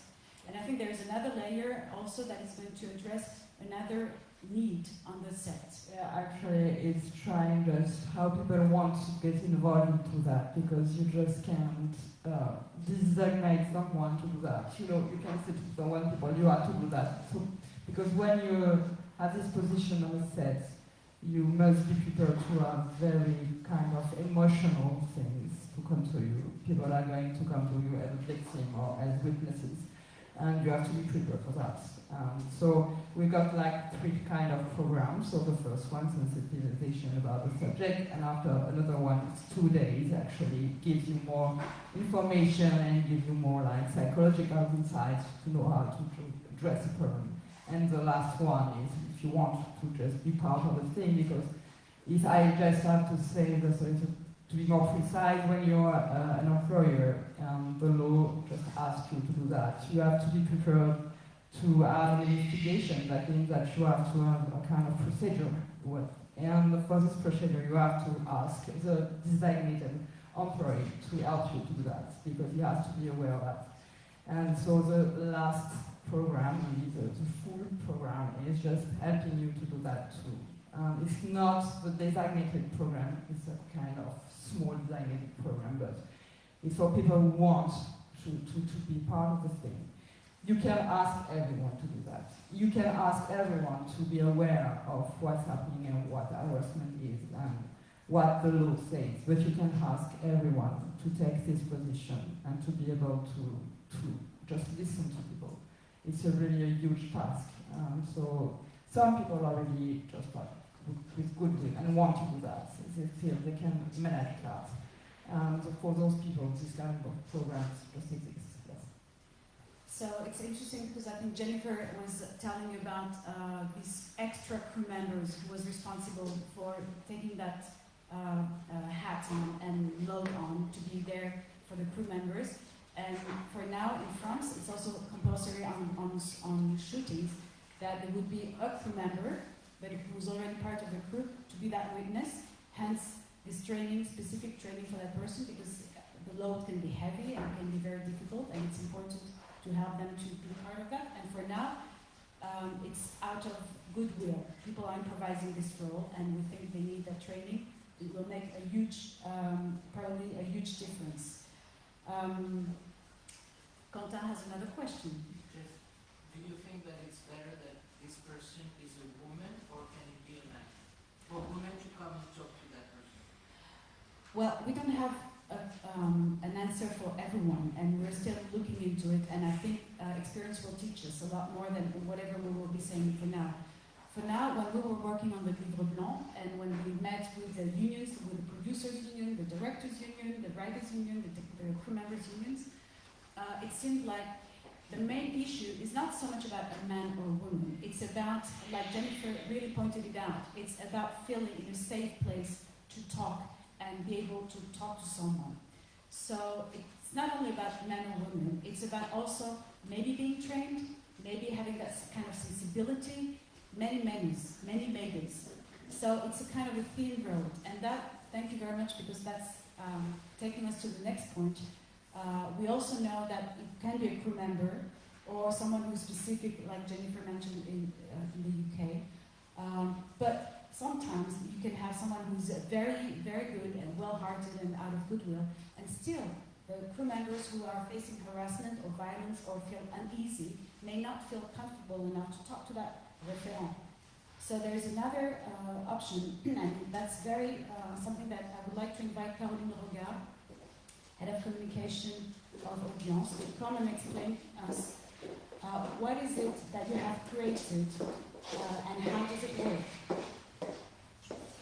Thank you. Hello. So can you explain us what you have created and how does it work? Yes. First of all, why women don't speak in a movie shooting, for example, or in the film industry, but in the cultural sector in general, because audience, we are the social referent of the culture, and we take care of all people in this cultural sector. So a movie shooting is such a big deal. Many of them, of women, are in precarious jobs. So, for example, technicians, figurants, and it's not wage-earning jobs like others. You cannot be in safety in a company. It's not the same. So the situation can be compared, I think, to a long flight. You don't stop a flight. It's very hard. Even more if you are a simple flight attendant, for example. You don't go to see the captain and say, we have to make a stop, there is a problem. You cannot do that. So it's too expensive and it's too complicated. They will say, you make a mess, you are the bad girl of the crew, and people will say, meanwhile, there are a lot of money and creativity at stake. So this is why we need a lot of pressure. A lot of pressure, and this is why we need to create a listening unit, a hotline, and the FESAC. So FESAC, it's the Performing Arts, Cinema and Audiovisual Foundation. with 5 trade unions created outline for cultural sector. It's a psychological and legal outline, so you can call even when you want, even after the facts.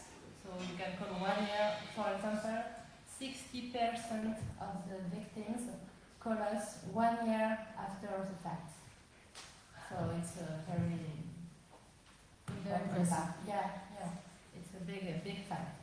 And audience, we are the operator of the outline, and we are used to manage emergency outline also, for example, after Paris attacks 5 years ago.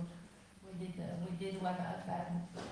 And if I may ask, when people call you on this unit, this platform, what kind of people do we talk to? Who is online? Who talks?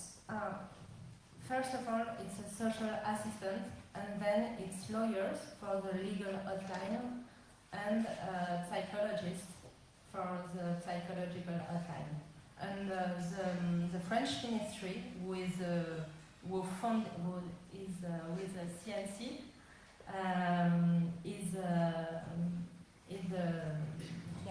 they are co-founders, and they put 2015 euros, 100 euros in this outline. So it's a big issue for them, and the French ministry can raise the prosecutors if there is a.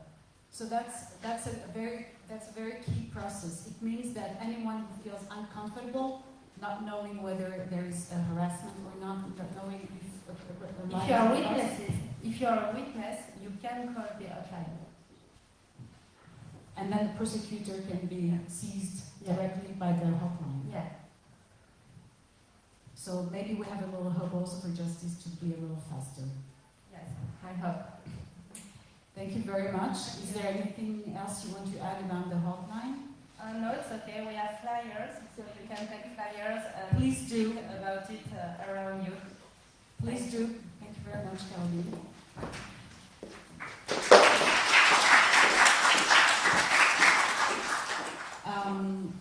It's extremely important because what we do understand is and that was what we did with Rachel, we understood when we worked with the Collectif 50-50 and all the crew members who belong to the Collectif, and we heard all these voices, we understand that things must come from everywhere, and it's not going to be one measure that will make a difference. It's going to be the addition of prévention, action.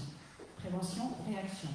So it is what can we do for the awareness, what can we do to prevent, and then what can we do to act when things are happening.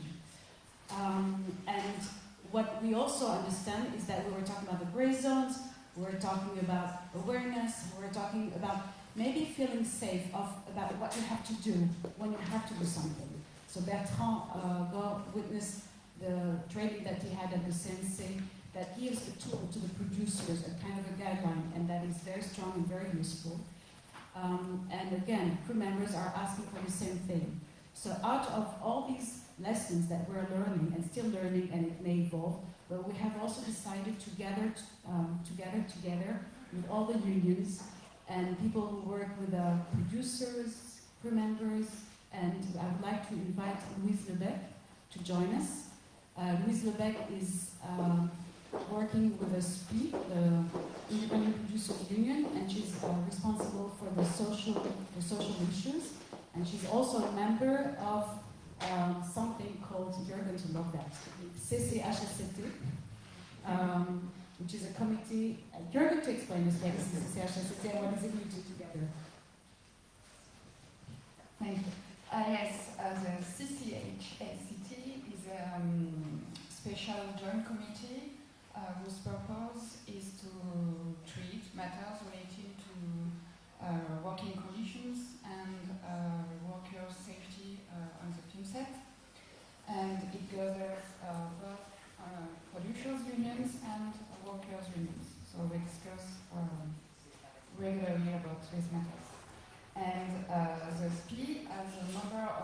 committee contributed a few years ago to initiate discussions, to open discussions about sexual harassment and about gender-based violence. So our first work was to understand what was going on and to collect feedbacks from professionals. We know that everybody is part of the youth world, but we are also aware of publishers' responsibilities and publishers' importance, the importance of the role of publishers in this fight. So our second work is to create a toolkit in order to help publishers and help workers to manage all these situations. And for that, to this end, we are working with workers' unions, publishers' unions, and Collectif 50-50. At SPI, we are convinced that we need to work together with all professionals and all volunteers in order to do something efficient.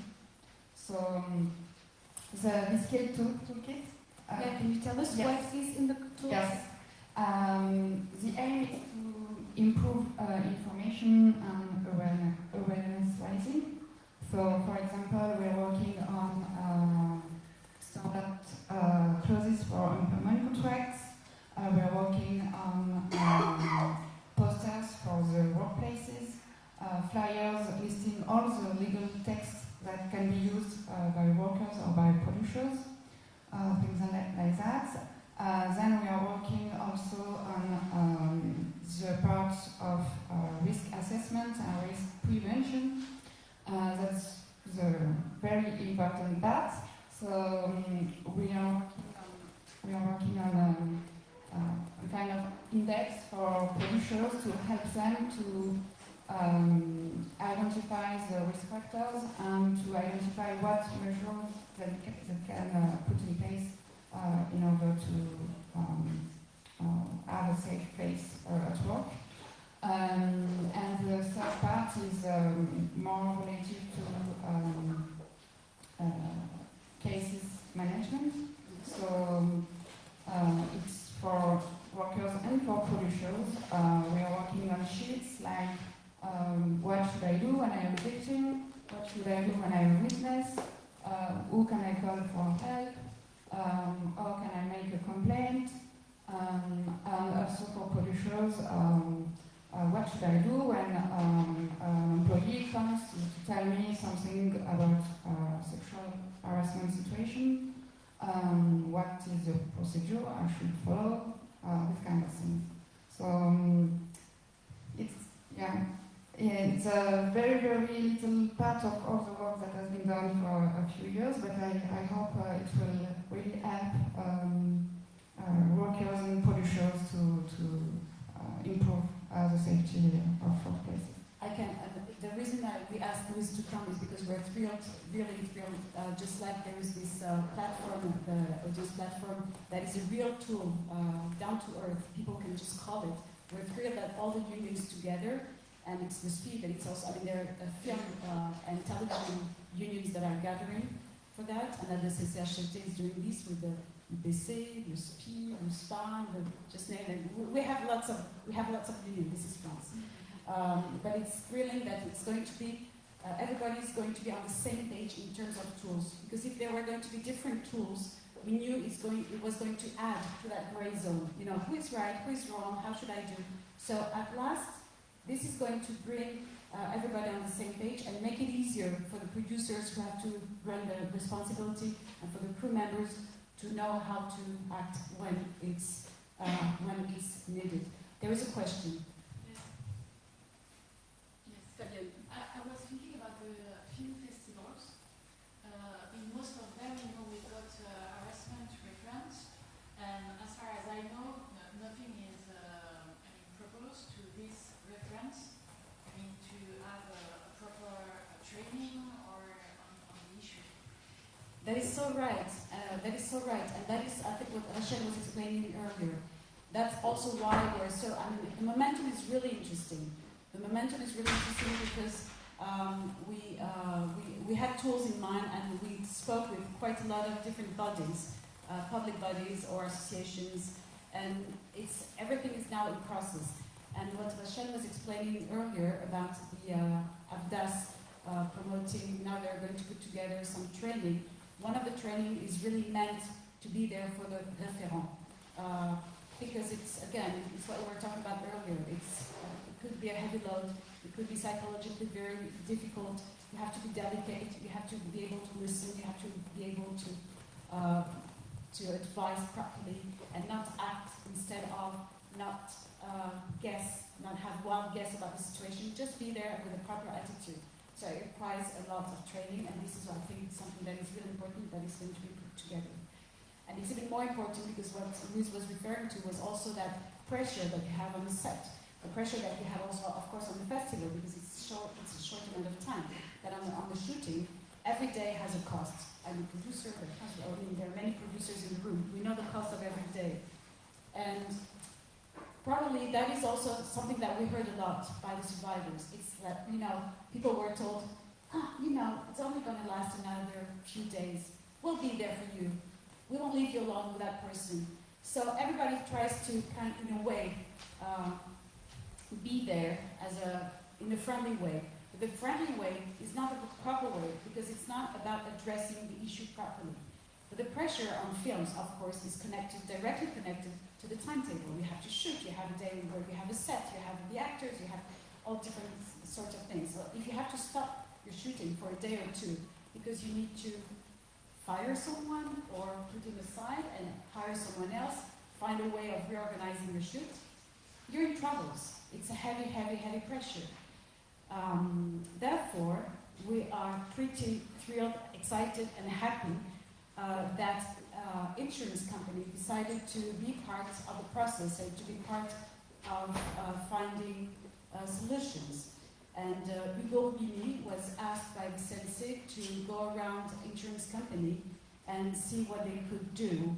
And I hope we have Hugo Bhebhe online so he can tell us where we're standing, because I think since July 1st, something active is really interesting, and Hugo is going to tell us about it. Hugo, tu nous entends? Yes, hello. Hello, oui, très bien. So hello. The floor is yours.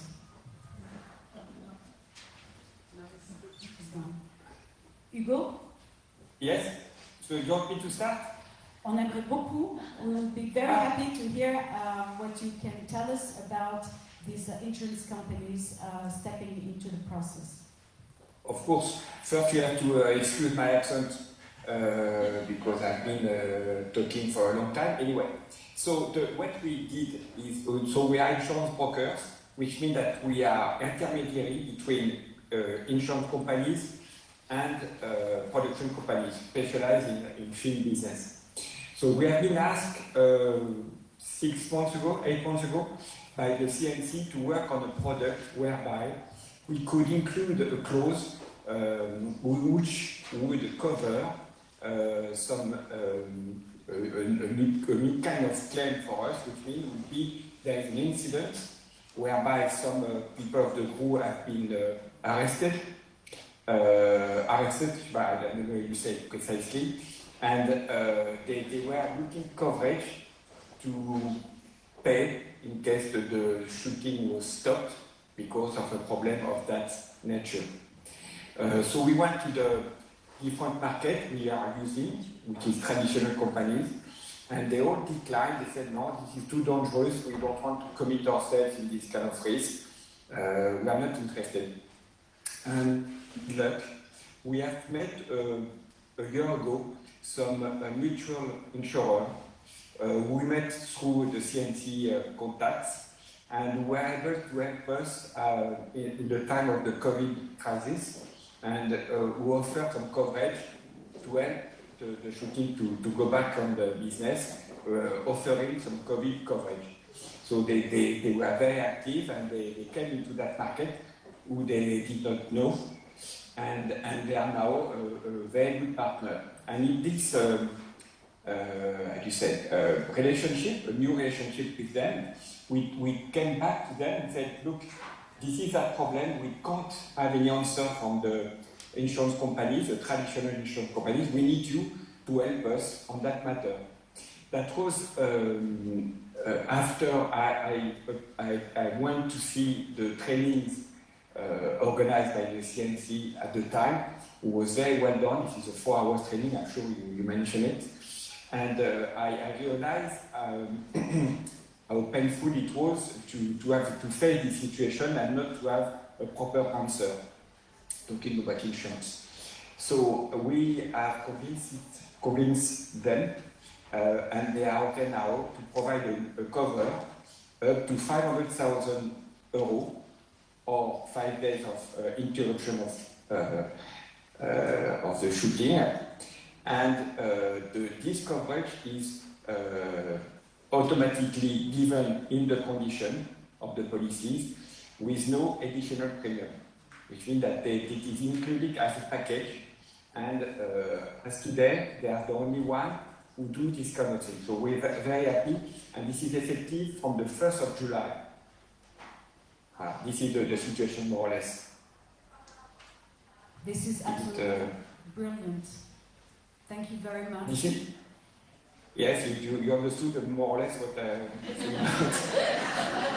you have questions for people who be here?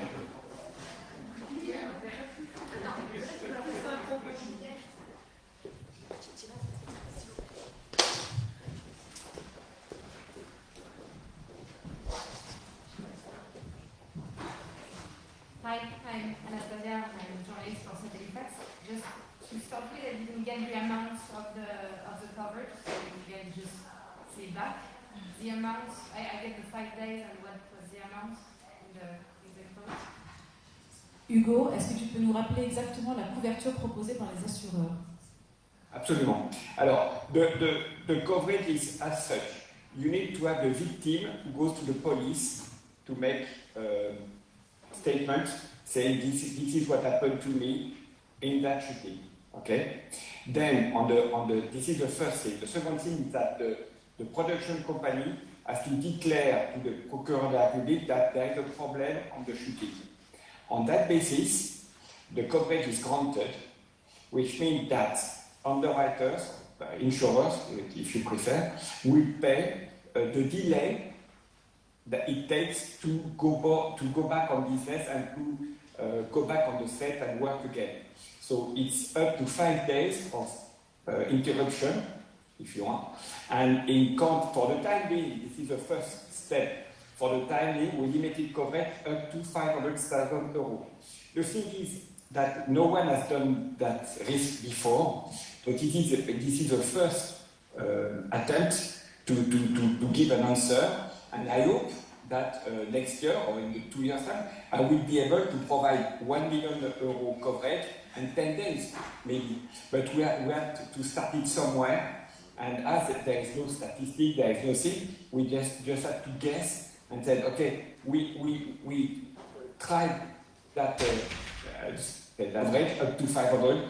And if we see next year that everything was okay, we can provide a bigger coverage with more days, you know. But we're starting from scratch, which means that it's a new, how do you say, a new type of coverage. We try to help to modify or to give better coverage in that way. And I think this is very thrilling, and I think we have. I'm sorry, I just have another quick question. Do you expect, when you get to see the traditional companies first about that coverage, do you expect the firm know you get, or did you get hope that they will go for it before go to the assurance mutualist? I'm sorry, I didn't hear your question. I was wondering if Hugo was expecting the no of the traditional companies when the process begins, before turning to the mutualist. Yes, sorry, I think I understood the question. my job is to question all the companies able to do this kind of coverage films. They all say no. All the traditional companies I used for the last 20 years tell me to back off, no. And so I was very disappointed. And it came after the COVID crisis. They all said no the first time. So that was very disappointing for us after 20 years of a relationship to find that there was no, attitude to move and to react. And by luck, I found because of the Dominique Boutonnat from CLC, who had a friend at AXA, who now is the chairman of a mutual company, who said, I'm going to help you for the COVID, and then all the business started again, and then we tried to react again, and to say, well, this is some new clients, some new carriers, and they want to get into that market, and this is for us, I think as broker, this is a very good idea because they are brand new, they want to understand this market, they want to get into this market, and they are very willing. And they have this good attitude, and they understood very quickly the problem we face, because they went to the training organized, and they understood the problem. They said, we have to react, we can't let that situation like that, we have to do something. And this is what I was seeking for the last 6-8 months, and I couldn't have the proper answer, which gave me, it was a bit frustrating for us after 20 years of a good relationship with underwriters, and when there is a big problem coming, they were not able to give me the proper answer. And since the mutual insurer said yes to that coverage from the 1st of July, we have a historical partner called Circle Group, who just agreed last week to do the same thing. So which is good because it's going to profit to all my colleagues and ourselves, and then we are going to provide the discover for everyone, by the mutual insurer or by Circle Group. The others, they don't want to do it for the time being. So for the time being, they're late, but I think they all say no, except one, and then now two, which is a success. This is fantastic because we have that feeling that we help, the cause, and this is what we have to do. This is our job. Hugo, you did help, and I must say I can witness something that with the Collectif 50-50, since we were born right after the Weinstein case, it was quite urgent for us. We had in mind a few tools that we were trying to put together, and we thought of this awareness thanks to the training for everyone. We were thinking of this référent that needs to be trained, so that's also going to happen. We were thinking of the toolkit. Absolutely. We were thinking of the toolkit. We were thinking of many things, and things take time. But Hugo, we came to you, I don't know if you remember, we came to you 2 years ago and said, what can you do, guys? It's going to work if everybody takes his own part on his playground. If everybody in the industry will act on his own playground, one by one, if you add all these playgrounds together, you make a big change. And I remember how frustrated you were 2 years ago, so I can imagine how happy you are, and imagine we are so very happy that at least 2 insurance companies are coming, even though it means that the other ones are very late. Nathalie, you have a question. Yeah. Yes, good. Mark Shack, I'm the film director and vice president of the art. It's of course a great start, but yeah, sorry.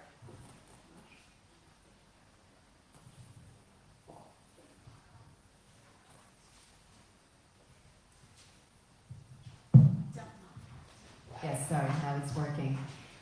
Yes, I was saying it's of course a great start, but I was wondering, it was mentioned before, do you consider the situation where it would be the director or the star actor who is responsible of the situation of harassment? And in that case, it would mean that the shooting would be totally compromised. So I am considering about ensuring that risk in the future. I know it's a start, we go step by step, but still.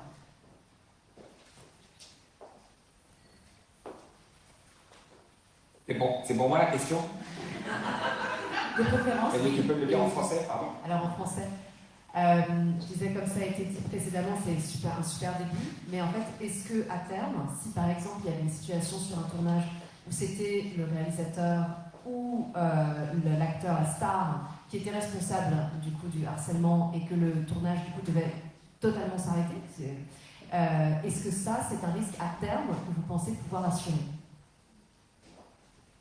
Que c'est un risque à terme, pardon? Que vous pensez pouvoir assurer, c'est-à-dire que si jamais la star, à un moment donné, ne peut plus du tout faire le film parce qu'il est coupable de harcèlement d'un acte grave, par ailleurs d'un viol, je ne sais pas, que le film doit totalement s'arrêter, qu'est-ce qui se passe en fait? Est-ce que ça, à terme, c'est un risque qui pourrait être assuré? Yes. Okay. If I understand well, the timing, as I told you, the coverage was limited up to 5 days, 5 months. But the main idea is to go to the top of the coverage, to make a full coverage, and to say that yes, we can abandon a project because we have that problem. This is a bit early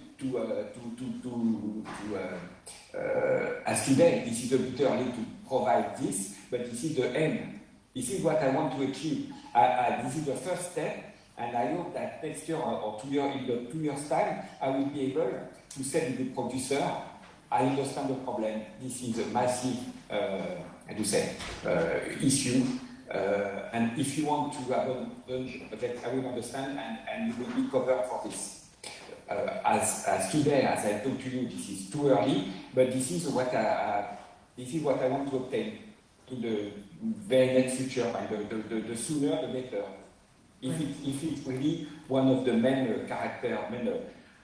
actor is involved in this kind of problem, yes, I would like one day to have the total answer.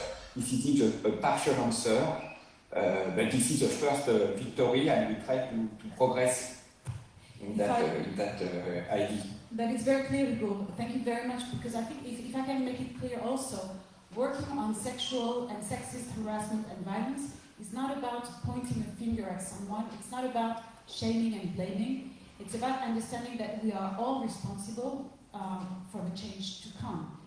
We are not responsible for the world we inherit, but we are responsible for the change we make.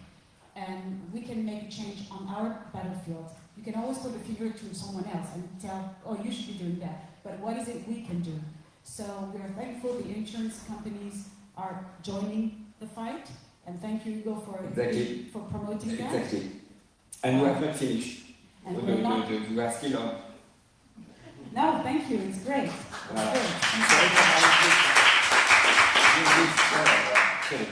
Bon, okay. Thank you. Thank you very much. Merci, Hugo. Merci à toi. Merci. Ciao. Do we have further questions in the room? Hi. My name is Égalité. I'm a filmmaker, but also I'm here as the referent for Elles font des films in Belgium, which is a kind of the same organization as 50/50. And we are working, so we try to do the same thing as you do guys, but it's quite complicated. We don't have the structures and the how do you say that, the working together with the institution as well as you seem to have because of the CNC and everything. And one thing that we work on is something that we really work on is also schools, so cinema schools, because the problem is that this is huge work that you do for the business, and this is amazing, and we aim to do the same, but also we have all those problems already happening in schools. And the thing is that the formations that you give is amazing, but what we try to do with Elles font des films is to do the same for schools, because it starts there, and the problem is already there, and if the students are taught badly, they will continue to have this, and we have a cellule d'écoute, I don't know how to say in English, where students contacted us, and we had to do many actions, and there's a lot of suffering already in schools. So do you have something similar, or do you work on this too? Or? Well, I think you're asking a key question. What we were discussing today is addressing together with all the partners, such as the unions, such as PESAC, such as Audience, such as the Ministry of Culture. It's addressing, and for that matter, every professional. It's addressing the professionals. And as you said, of course, it starts way before you have to be educated. So you can get some training when it's too late, when you're already educated. But it's good to start at school. And Melissa, who's right here, is a sound engineer, and she's also teaching in schools, and we discuss that very often. And there are some compulsory trainings also for the teachers in the school, because what you're saying, we're talking about the students, but the students are also being educated by teachers who sometimes are professionals. So I know that La Fenice and Lumière are addressing that as much as they can. But see, what's interesting, I think, is it's a changing world. So we're processing the change as it's happening now. We're doing that. So we have constant conversation with the schools, not only La Fenice and Lumière, of course, because of course they tell us what they're experiencing and they tell us how they deal with it. So I know it's happening. When we are asked to go as Collectif 50/50, we go and tell them, but we tell them more of what we do in the industry. We don't directly address schools such as part of our main program. But it is extremely important that it's happening. So my answer was also, I prefer to say and, because you were saying that there is this training, but what about school? I would say that we do that training for professional, and we have to address school, and we have to address the audience, and we have to think also of responsibility, because at the end of the day, what we do are films, meaning we create representation of the world, meaning we have to be very much aware also of how we do them, how we process on our crews, and what kind of stories we're telling, and how we represent the world, and how we represent people. And for that matter, of course, it addresses the issues about violence, harassment, bullying, parity, diversity, inclusion, and not letting anything come in the picture without being aware of it, and control our process, to be aware of our process, to control that. Thank you.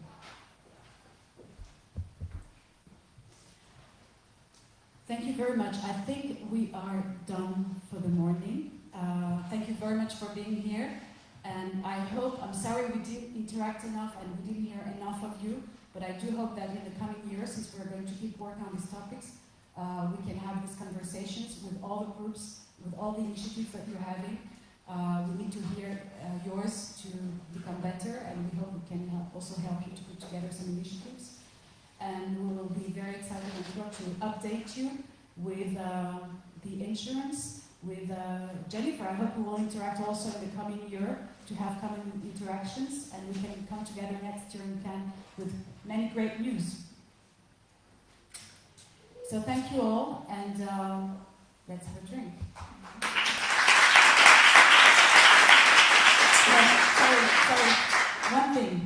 One thing. First of all, and it's not just being polite, is I would like to thank very much UNIFRANCE, and I know Sarah Mas here, and Juliana and Daniela Isna, who have welcomed us here this morning.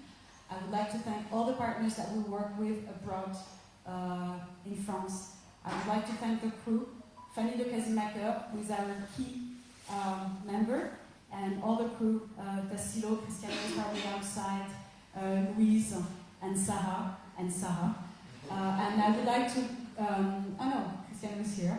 And I would like to thank very much all the members of the union, or who are not even from the union, and with whom we interact. I can see many friends in the room, and I think it's very important that we can keep this conversation live, because awareness is not something stiff, it's something that has to be alive, and we have to refresh every day our data, our thinking, and our actions in that regard. So thank you again very much to all of you.